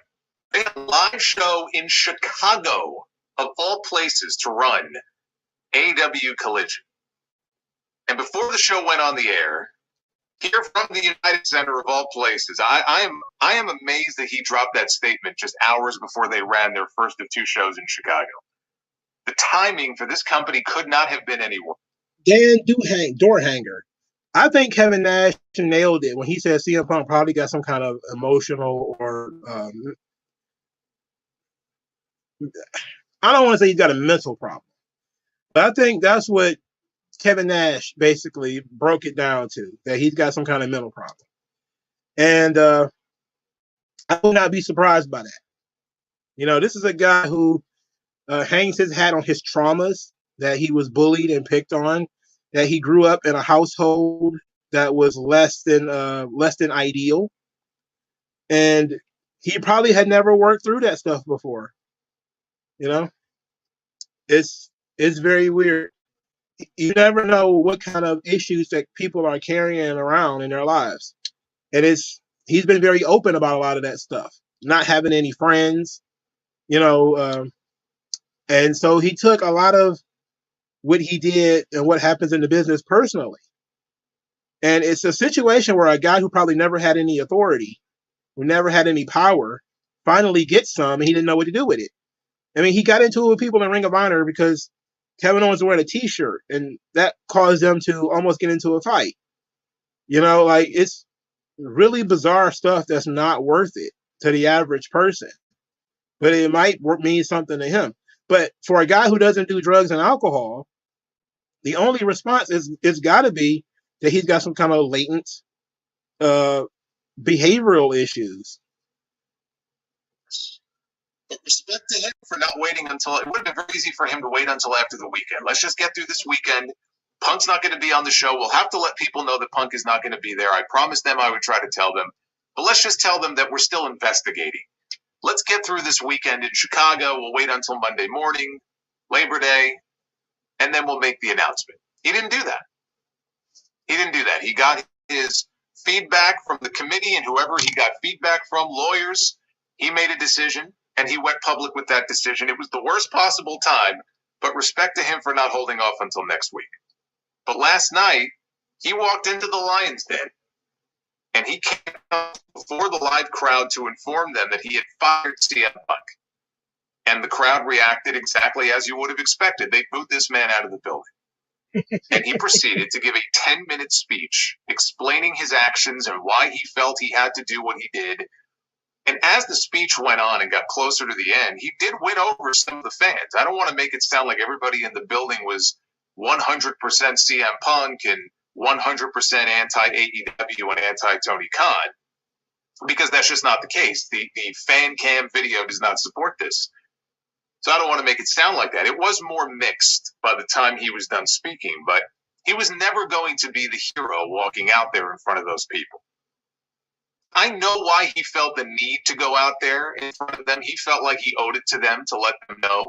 Probably also wanted them to get all the booing out of their system, or the majority of the booing out of their system before they went live on the air for the show. That may have been part of the calculus also. I don't think he needed to go out and spill his guts the way that he did and explain himself. I think the video at the start of the actual show, once they went on the air, I think that would have been sufficient. But I get what he was trying to do. Again, he got that from Paul Heyman. The idea was that Paul Heyman fired Sabu publicly. Now, it was a little bit different because Heyman babyfaced himself when he did that. You know, when he fired Sabu, he pretty much put all the blame on Sabu. You know, Sabu didn't show up. Boo. According to Sabu, he told Paul he wasn't going to be there. But Paul went out there and told the audience one thing because, of course, he does what he does. But very interesting stuff here from Solomonster. Collision then came on the air at 8 p.m. with a pre-recorded statement. Dan Doorhanger says, at 50-50, if you watch fan cam, a lot were cheering. The AEW fan base is more diehard than... Yeah, I agree with that. You know, the fans who were calling him a pussy and that kind of stuff, I knew that was coming. When he mentioned, my safety was at risk. You a pussy. But the AEW crowd is an AEW fan base. You know, they love him. They like Tony. So, and they have been primed through, you know, several weeks of negative CM Punk stuff that CM Punk was, you know, getting rid of him was Tony finally putting his foot down. Like, it finally happened. We finally got what we wanted. But it took a while. So it was completely different from the WWE situation, but it was Tony Khan finally did what he should have done a long time ago. Tony Khan, the condensed version, basically, of what he said to the live crowd. He said, today I had to make one of the toughest decisions of my professional career. Today I terminated Phil Brooks, CM Punk, for cause. This stems from a backstage incident at AEW All In last Sunday. The incident was regrettable, and it endangered people backstage. That includes the production staff, the people who help put the show on every week, innocent people who had nothing to do with it. I've been going to wrestling shows for over 30 years. I've been producing them on this network for nearly 4 years. Never in all that time have I ever felt until last Sunday that my security, my safety, my life was in danger at a wrestling show. I don't think anybody should feel that way at work. I don't think the people I work with should feel that way, and I had to make a very difficult choice. I'm sorry to any fans. Last weekend was the greatest weekend in AEW history. This is the greatest week in AEW history. They may look back on it and say it's the week that the healing began, but I don't see how anybody can look back at this week and say that this is the greatest week in the history of this company. He said he felt his life was in danger, which sounds overly dramatic. Meltzer last night said that he was far too kind in his reporting in this week's Observer about Punk, quote-unquote, lunging in Khan's direction after the confrontation got broken up last Sunday with him and Jack Perry. He said it was more than lunging. I need to see the video of this. someone at Wembley, because Wembley has cameras everywhere, somebody at Wembley Stadium needs to leak that footage to TMZ. I agree with this. We need to see that footage, because if CM Punk literally like leaped over a table or was throwing stuff at Khan, he should have been fired on the spot. And he shouldn't have been allowed to go perform. So I need to see why Tony Khan felt like his life was in danger. I need to see this for myself. Dan Dorhanger says the fans identify with TK. The best thing AEW ever did was identify exactly who their fan base is. Yes, that is a really good point. That is a really good point. He was a dirt sheet reader, a message board guy, as D-Max says. He's one of them, except for he's got $100 million to run a wrestling company. And so they are saying, well, if CM Punk is the problem, then we believe it. Crazy thing is, you were told CM Punk was the problem 8 years ago. And, you chose not to believe it. Yeah, where was security? Where was the police? This violent maniac was taking over Gorilla and holding people hostage. Yeah, I need to see this video. So we can see this for ourselves. I got to see this video. The two key words from their statement that were repeated over and over again, and you heard Tony Khan even in his statement from television last night, were with cause. They terminated CM Punk with cause. Legally, they want to make it clear that there was good reason for them to do what they did here. Maybe it also had to do with money that still might be owed to Punk. Maybe they don't want to pay him because of his conduct. So there could very well be lawsuits that come out of this. They're just trying to cover all their bases. I'm almost certain there's going to be a lawsuit, especially if they had Punk sign some kind of NDA where he can't make a comment. I would expect there to be some kind of lawsuit, because they're making him sound like a violent idiot. Like, people get into fights, but if you're saying that his life, your life was at risk, production staff life was at risk, you make it sound like the guy had an AK-47 and he was holding people hostage back there. We really need for this to be ironed out. We really need to put this to be ironed out. Meltzer said he was fired for more than just what happened at All In. Apparently, the investigators, they spoke to numerous wrestlers on the roster about a lot of things that have happened over the past year, not just last Sunday. And he indicated that there is a lot more that has not come out. So we may not have heard the end of this. There may yet be more news to come. Tony did not address Jack Perry in his status, who, as far as anybody knows, is still suspended, because coming out of the show, Punk and Perry were said to be suspended. We don't know when that suspension is up, if it's a paid suspension or not, or if he was also fined for his comments at All In. So how did we get here? How did it all come to this? CM Punk was gone for 7 years. When AEW first started up, it was Matt Jackson, of all people, who texted him to try to coax him out of retirement. They wanted CM Punk to come to AEW. Cody Rhodes would text him offers, and I remember Punk blew up because he didn't like offers being presented to him via text message. And he went public and talked about this. So I'm not sure that really endeared him much to Cody. Whether that had anything to do with Cody leaving the company a few months after Punk debuted, only he would know. He did say that it was a personal issue. So Cody, for those of you who are probably new to the channel, probably did this before, Cody did, I think, an interview, I think it was Inside the Ropes, where him and Jericho were making fun of CM Punk. And they were talking about how CM Punk came into WWE trying to be a locker room leader, and he was telling people to clean up and all this kind of stuff. And how Booker T and Rob Van Dam and all these people were basically bitching him out because he was trying to be a locker room leader in WWE, and they were disrespecting him. Rob Van Dam, of course, confirmed this later on, that CM Punk would try to tell people what to do, and everybody who had been in the business longer than he has was kind of like, who the fuck is this kid? What is he talking about? So when Cody was in AEW as an EVP, CM Punk came in. Of course, we know that the Solomonster just confirmed what I have been saying, which everybody saw. Cody was reaching out to CM Punk trying to get him to come in. CM Punk blew up on Cody on Twitter. That kind of caused a little bit of a rift. Cody was gone shortly after CM Punk got there, but Cody's final promo was about the revolution and about how everything you said you were going to do, we went and did it. Like, this kind of stuff is deeper than rap. You know, it's deeper than rap.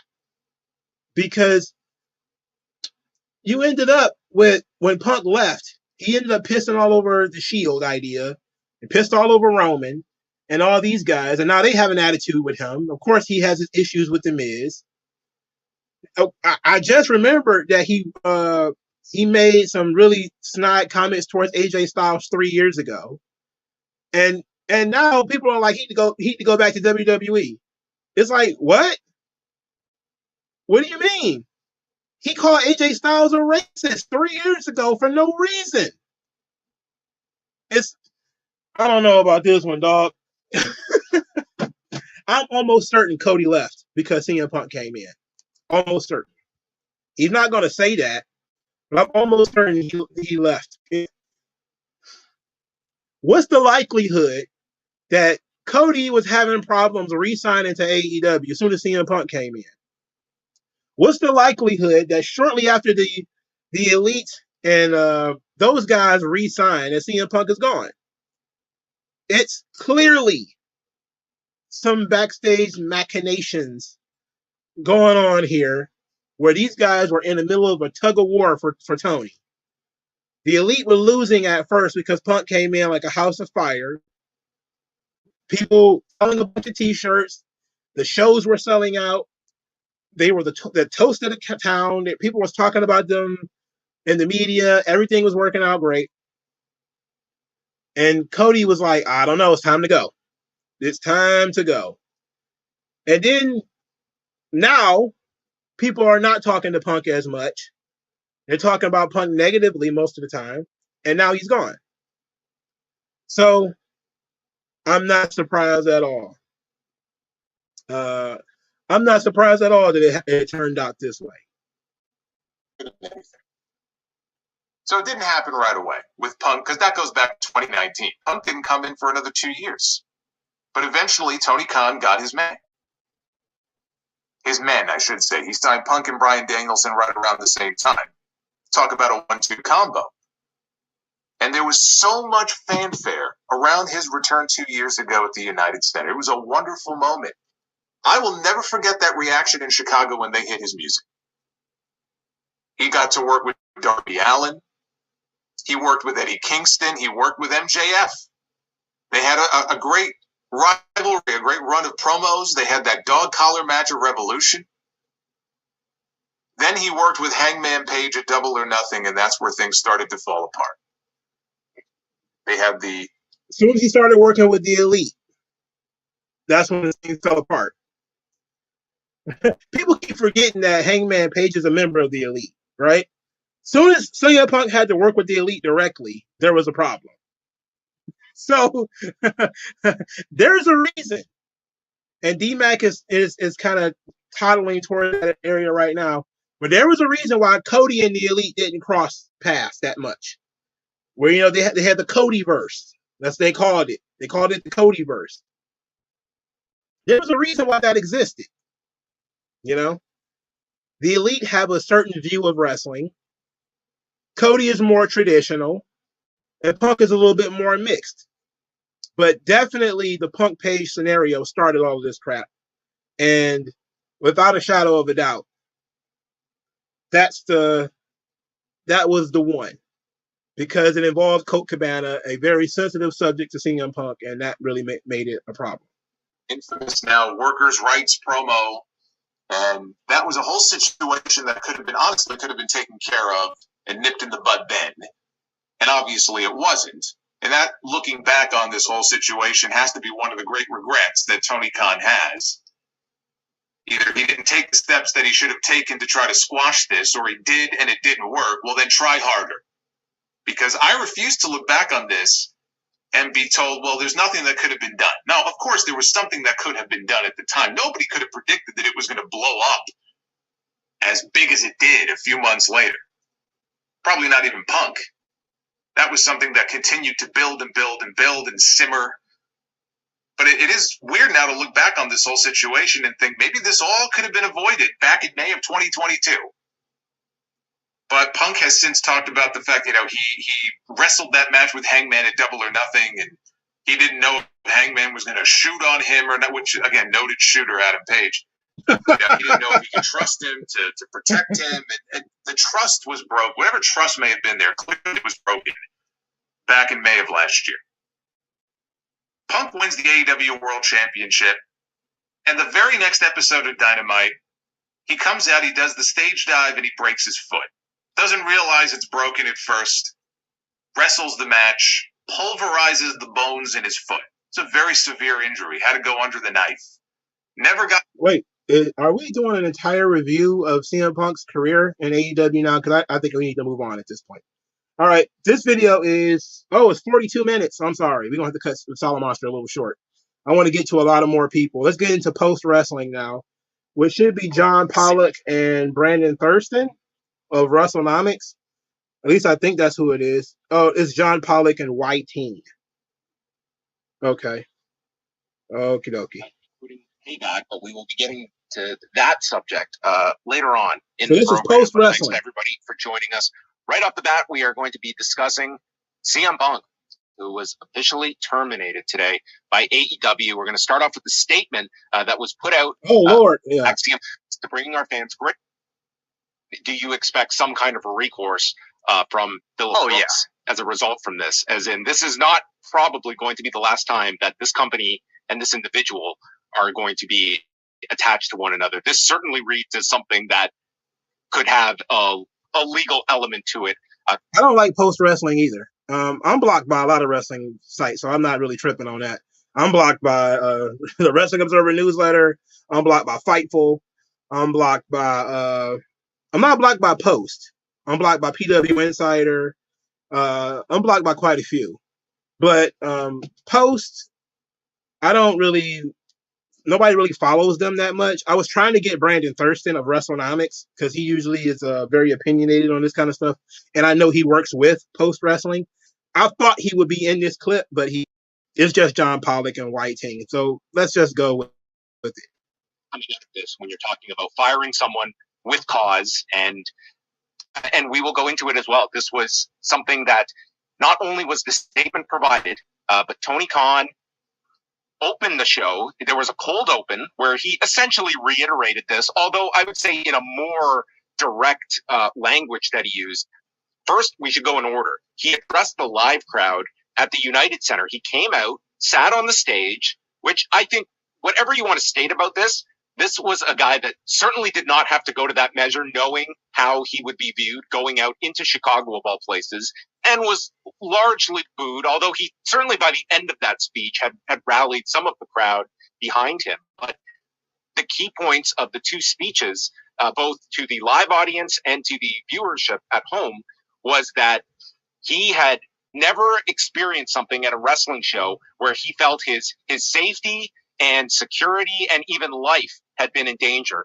And the fact that he had, again, received a unanimous decision from legal outside counsel, in addition to this discipline committee that is, he did not say who comprises this discipline committee. I would be curious, like, who is on that? He said they were lawyers, but not any specifics about who is on this, and others that would be on it.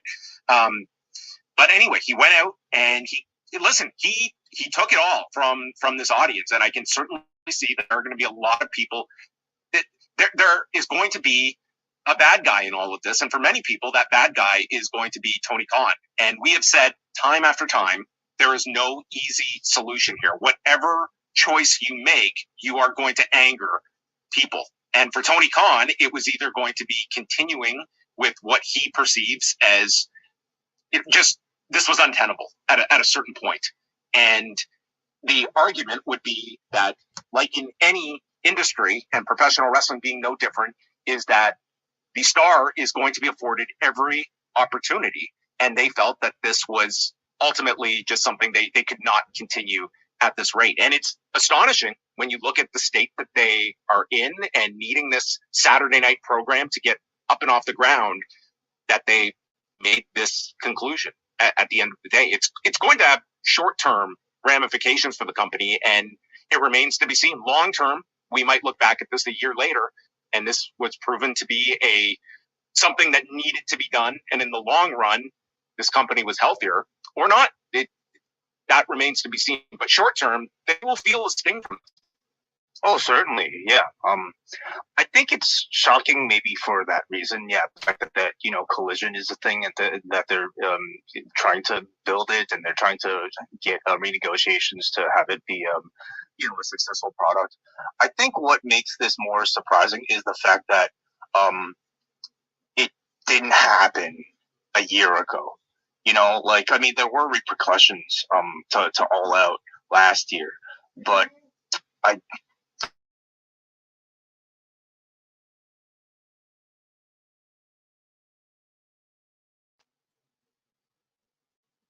almost felt like if Punk could not just come back from All Out, but to receive a lot more power in the company as a result of it, I pretty much felt he was bulletproof, and certainly didn't expect this level of action coming off of this Jack Perry incident.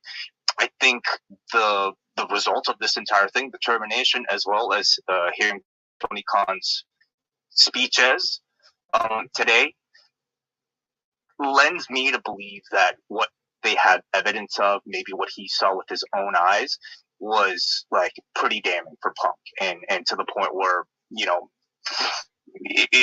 it wasn't really deniable. I am sure that the big difference between this and last year is that the altercation last year, we did not have footage of it, and there is footage of this, and fewer witnesses. Fewer witnesses last year, many witnesses to this one, and a new wrinkle to this is that this was not just a case of Punk and Jack Perry getting into some scuffle. The way it was reiterated is that there were other people that were endangered by this, backstage personnel.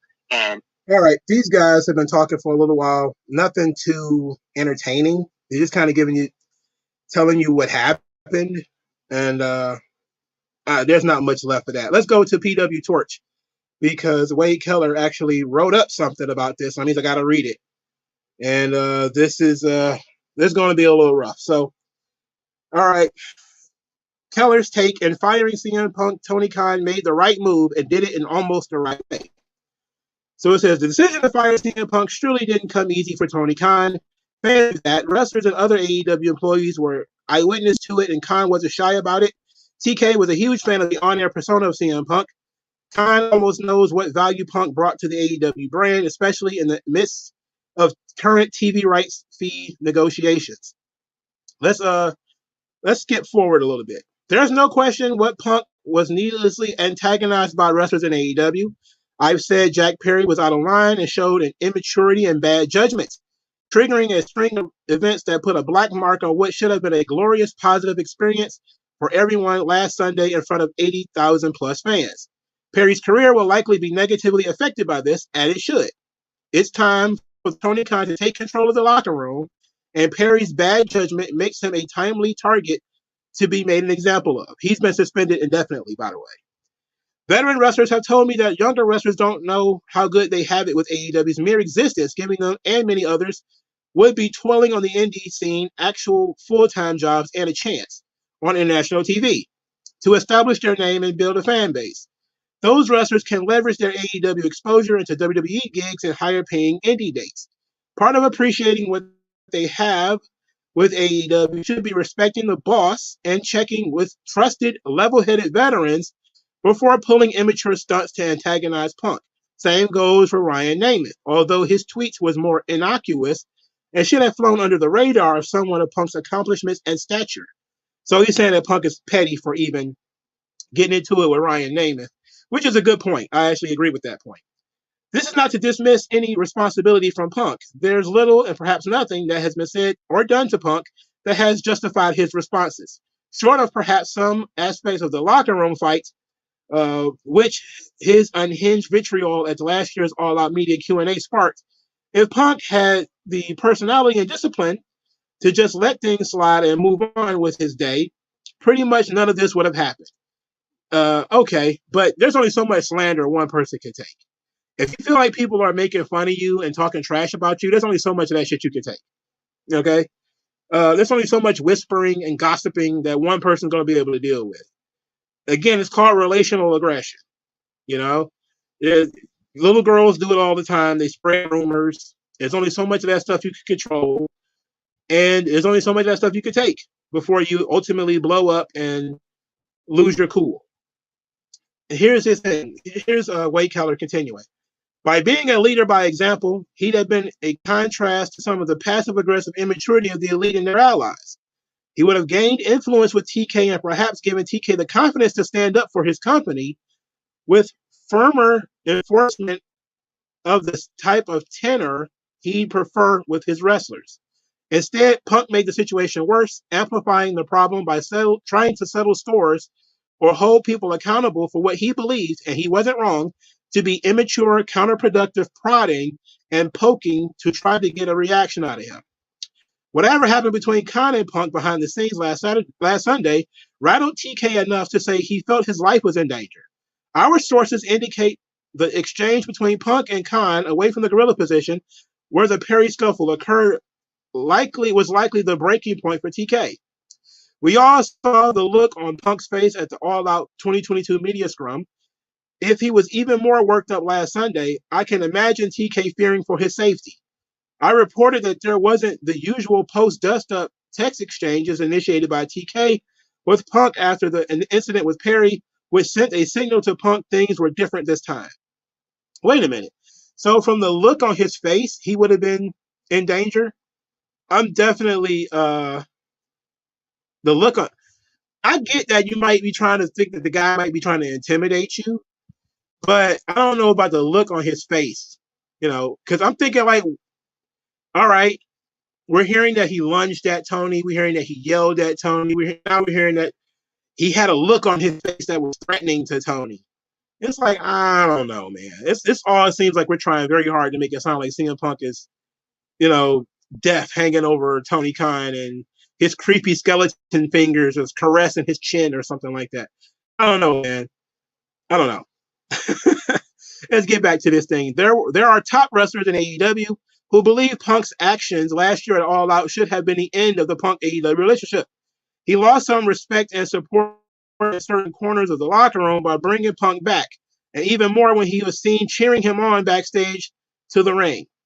By firing Punk, he now has the chance to pivot to being a stronger leader and attempting to make things right with his veterans, who will now be asked to do more on Saturdays than they would be if Punk was around. TK isn't a polished speaker, and in his comments off camera before Collision to the Chicago fans on camera during Collision weren't ideal. Saying he feared for his life without giving more details left some people critical that he was blowing the incident and the risk of his safety out of proportion. If he wasn't going to add more details in terms of where and when and why he felt his life was in danger, it should have been better PR-wise to leave that part out. That is true. That's a good point by Wade Keller.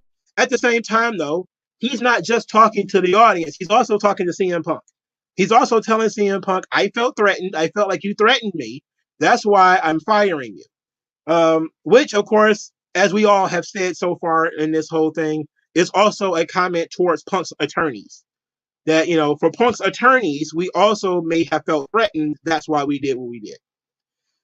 Continuing. Managing Punk's inability to let things go, his prickly temperament, and his strident need to call out people who aren't doing things the way he felt they should be done made his presence a challenge under the best of circumstances.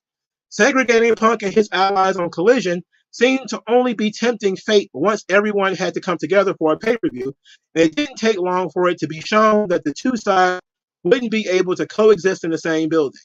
Given the history of the situation, Khan should have had security on hand to make sure Punk was kept separate from agitating forces backstage. I don't know about that.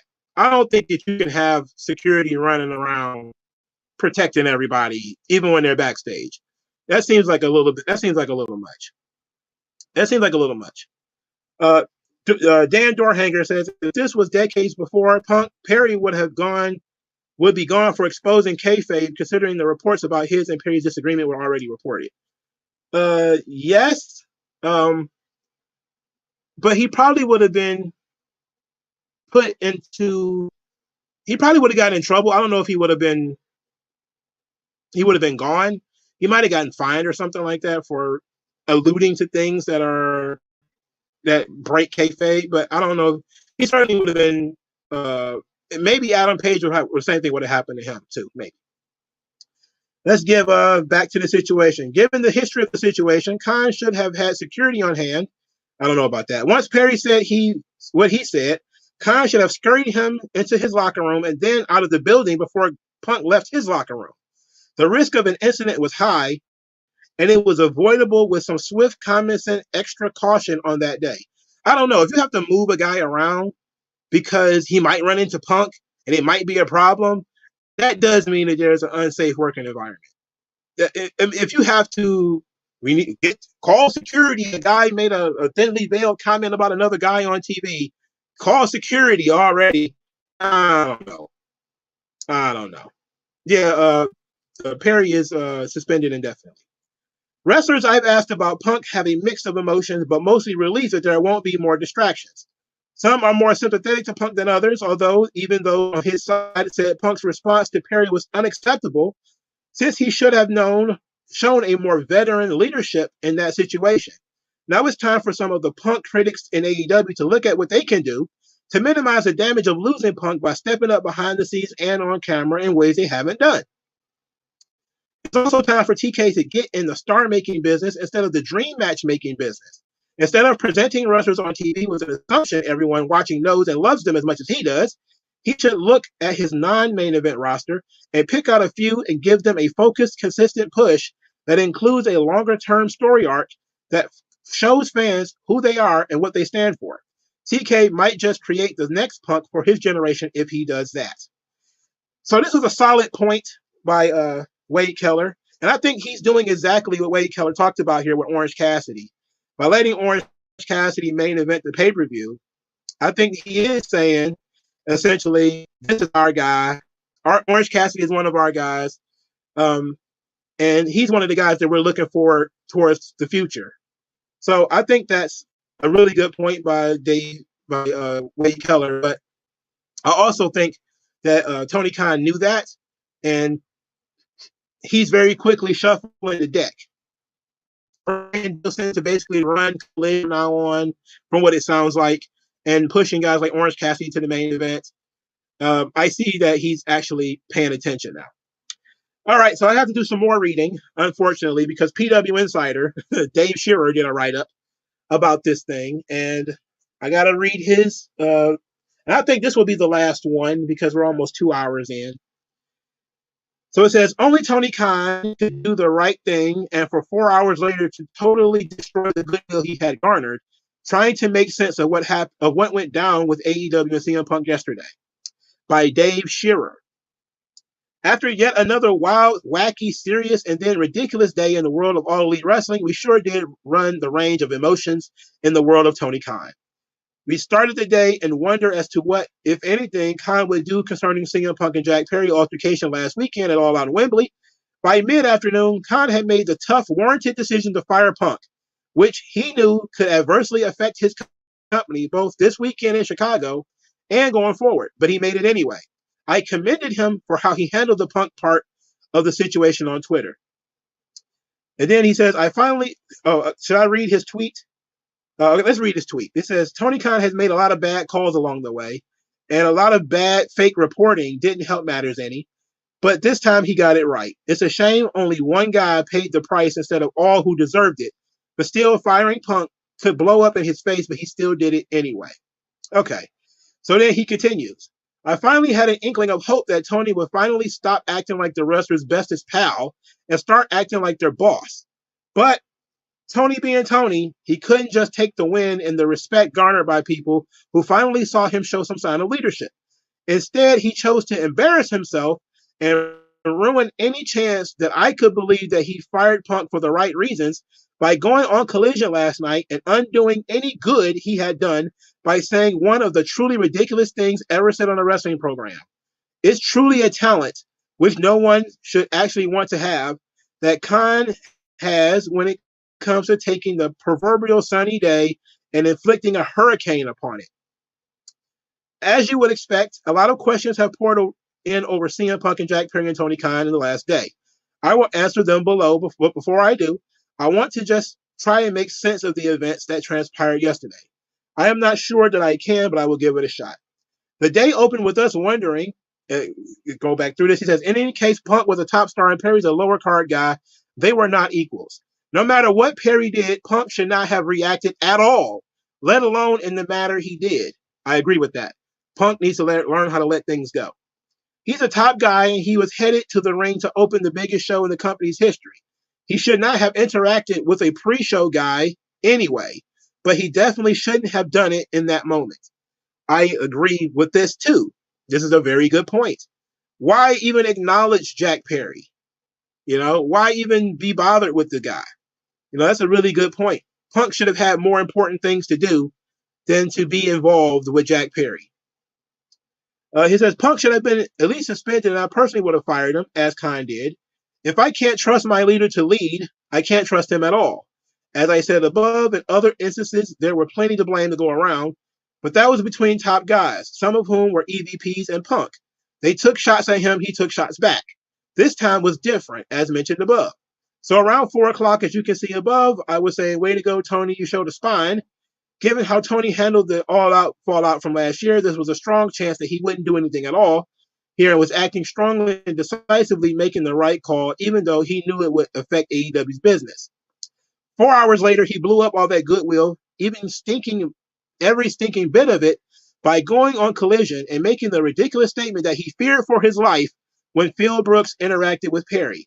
Obviously, that statement is beyond ridiculous. Unless Khan has lived in a plastic bubble all of his life, in watching a mad wrestler go after another wrestler, and even if Punk took a swipe at him, that we have heard from some sources, made him fear for his life and made pee his proverbial pants, he is a different kind of soft, seriously.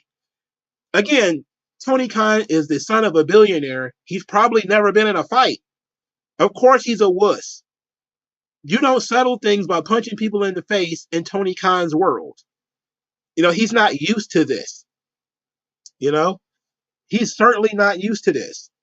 What do people expect from this guy? Like, Tony Khan is he is soft. What do you expect to this guy? He's been living in a bubble for 30 years. His daddy's been taking care of him. Of course he's never been in a fight. Anyway, but what made it worse was the message. Tony Khan didn't fire Punk for the unprofessional reasons outlined above. He fired him because Punk was being made Tony. Hold on. He fired him because Punk being made Tony scared for his life. I don't know what he's trying to say here.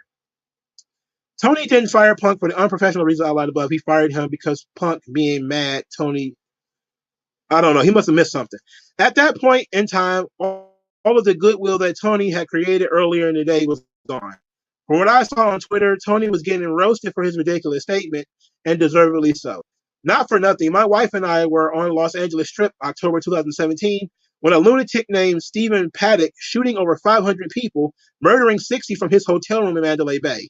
People went running for their lives in all directions.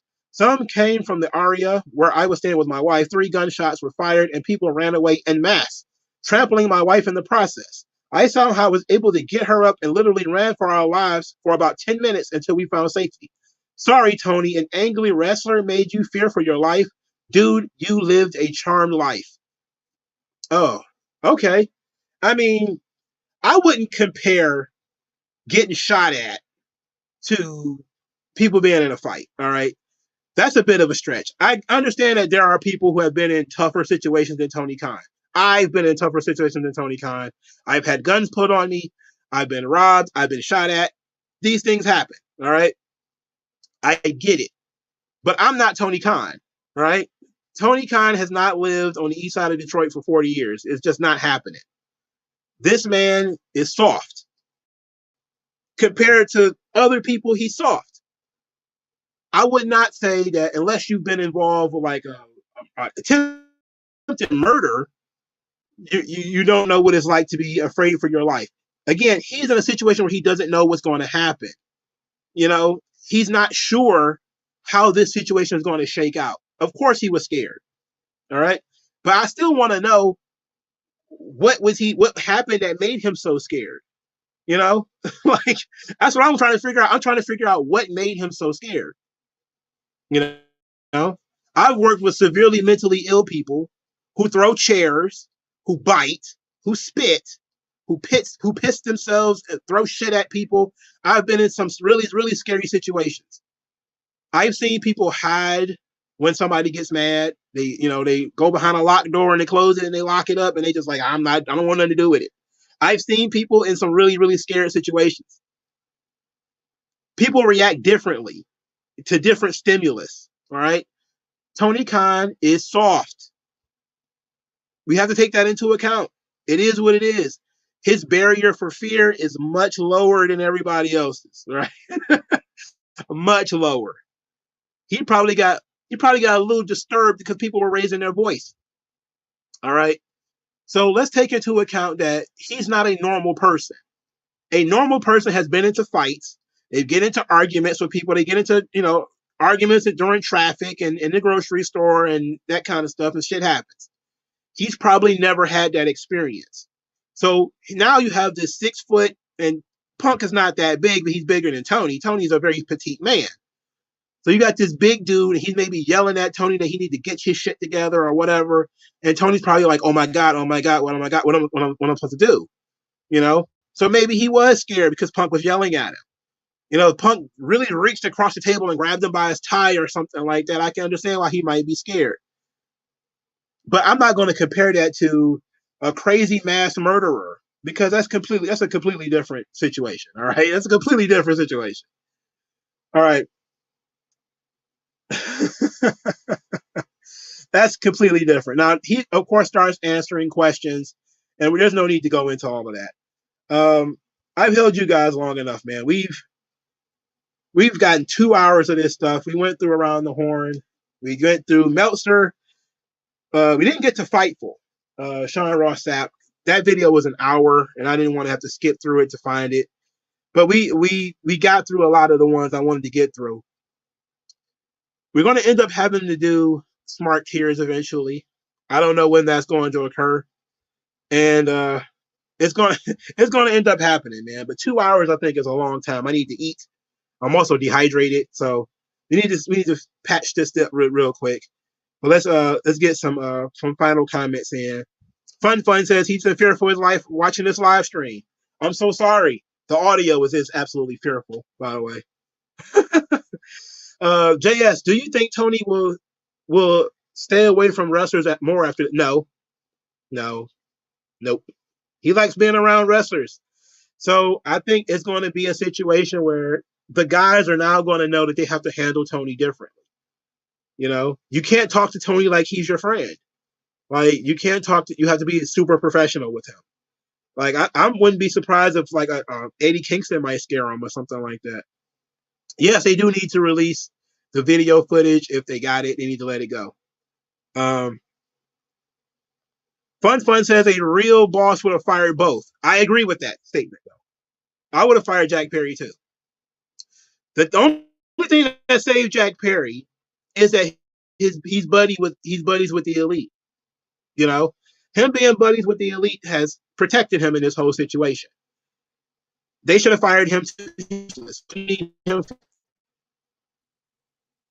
Yeah, you do have a man running a wrestling company that's afraid of violence. Dan Dorhanger is absolutely right. He's never been in a situation before. For him, it's all fun and fake. The days of the territories where, Bill Watts was stealing on guys and, guys were maybe fighting each other in the locker rooms all the time. He's never experienced that. He's read about it. He's never experienced it. He's never seen it. Vince has been assaulted by wrestlers numerous times. We've never heard of Vince being scared of his life. He got assaulted by nails. He almost got choked out in his office. Never heard that Vince was afraid of his life. We know that Brett punched Vince in the face. Those are two things that have been virtually proven. that Vince has been into some real altercations with wrestlers. Never heard that Vince was afraid for his life because he grew up in the trailer park and he's a rich man now. He's been rich far longer than he's been poor, but he's had that experience. He's had the experience of you can get hit in the face. He's had the experience of being abused.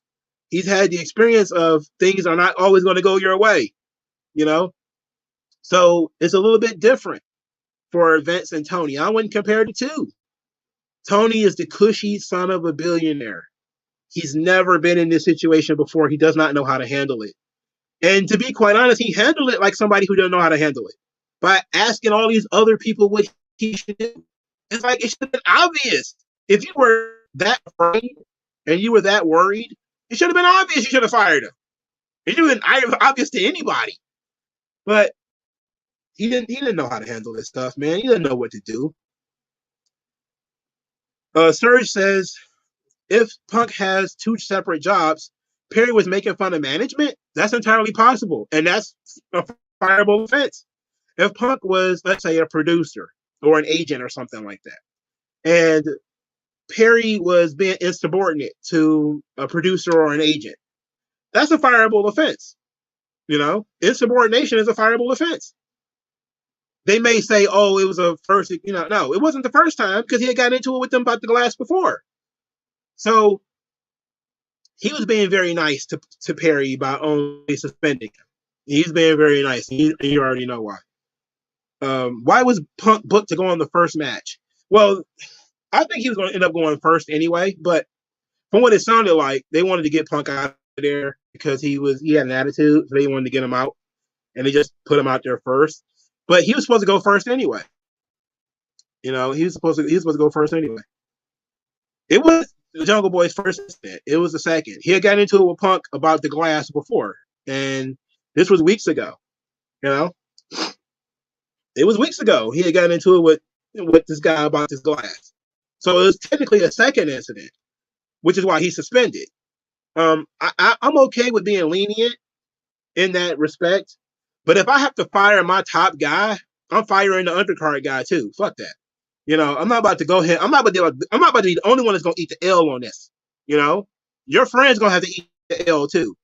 So you might be friends with the elite and all them. I'm firing you so they can eat the L too. We all gonna share that L. It's not just gonna be me. I'm not the only one eating the L on that one. We all gonna eat that L together. If I gotta fire my top guy, the guy who's drawing the houses and the guy I built a show around, I'm firing your boy too. Why not? It's not like you're missing anything with Jungle Boy. I fire his ass too. Why not? Oh, you're talking about the first physical incident? Okay, yeah, you're right. Sammy Guevara's had two. Okay, Sammy Guevara's had two, and just the Jungle Boy's first one. I think Eddie Kingston's had two as well, hasn't he? I think, he's for sure put his hands on Sammy Guevara, but I think he might have gotten somebody else too, didn't he? Yeah, I would have spread the word, brother. If I got to fire Punk and you did have to fire him, I'd have fired Jungle Boy too. And I'd have went nuts that day, boy. It'd have been a problem. I'd have had to pull everybody in the office like, look, if I got to fire the top guy that I had to wine and dine and coerce and basically give him all this money in order to show up because he was retired and didn't want to come in, and he didn't trust me, and I had to make this guy trust me, and 2 years of negotiations and all this kind of stuff to get this guy to come in, and y'all want to blow it up? Oh, no. No. We all taking the L. Okay? We all taking it. Whoever the agent was that said he could use the glass to get fired too. Everybody, bro. I'm like, look, we about to really, have a conversation because you hurt the company so bad by firing the guy, even though firing him was the right move. You did a lot of damage to the company in doing so. So you got to spread that around. You can't just be the only one taking L's on this. You can't be the only one taking L's on this. Amazing rant.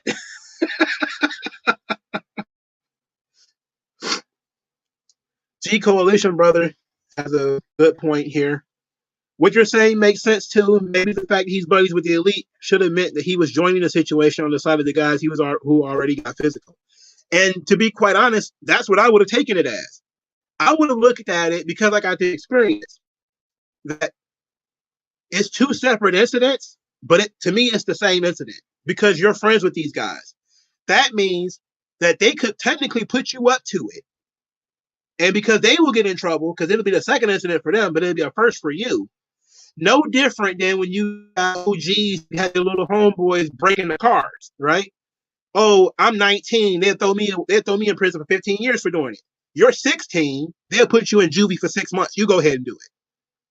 I would have looked at it from that perspective, that they were putting the battery in Jungle Boy's back, and I would have had to react that way because I would have thought about it in that way. I wouldn't have looked at it like it's two separate incidences. I looked at it like the Young Bucks and stuff put him up to it. How I would have thought about it. I would have thought that they created a culture that made him think that it was okay for him to do that. And I would have reacted that way. By saying, oh, you think they can protect you? I'm the boss. You're fired. And if you want to complain to them, go for it. They can't help you. I'm the boss. Right? That's how I would have looked at it. But they didn't look at it that way. And you definitely should have taken those EVP positions from him. That's causing so much. There's just no reason for them to be EVPs. For it. Don't need these guys to be EVPs, man. It's embarrassing. Key Coalition Brothers says, I felt that Punk should have been fired and the Elite should have been stripped of EVP status, which, again, they should never have had in the first place. Exactly. You know, it's just... WG Phil, is that real? I don't know. I would definitely question what Warner Brothers are thinking about this and how they're to react. I would definitely be asking questions. If I was Warner Brothers, I would definitely be like, all right, so you're firing the guy that we wanted. What are you going to do to the other guys? You know, the guys who made you do this. You know, what are you going to do to those guys? I don't know. But I think Tony Khan he's playing with house money right now. You know, it's his dad's money. And if something were to happen to this company, he still got billions and billions of dollars to play with. It'll be all right in terms of, you know, what he's thinking. And the fans have been very, very forgiving. And they're sticking with them through all of this. So that's a positive, too. They got one experience, and that's running all in. That was it. That was the only thing they had ever done. And they got EVP status for life because they ran one show and was successful. I don't know. They didn't bring anything. Apparently, Tony Khan had the TV Connect. Only thing he needed was stars. And then these guys show up, and he's like, okay, I got my stars. I got my TV Connect. I got a wrestling company. You could replace these guys. You know? I don't know, man. It's very, very bizarre. But thanks, everybody, for stopping by. You know, go back and enjoy your barbecue or whatever. And I'll talk to you guys later. Again, the all-out review will be up shortly. And peace out.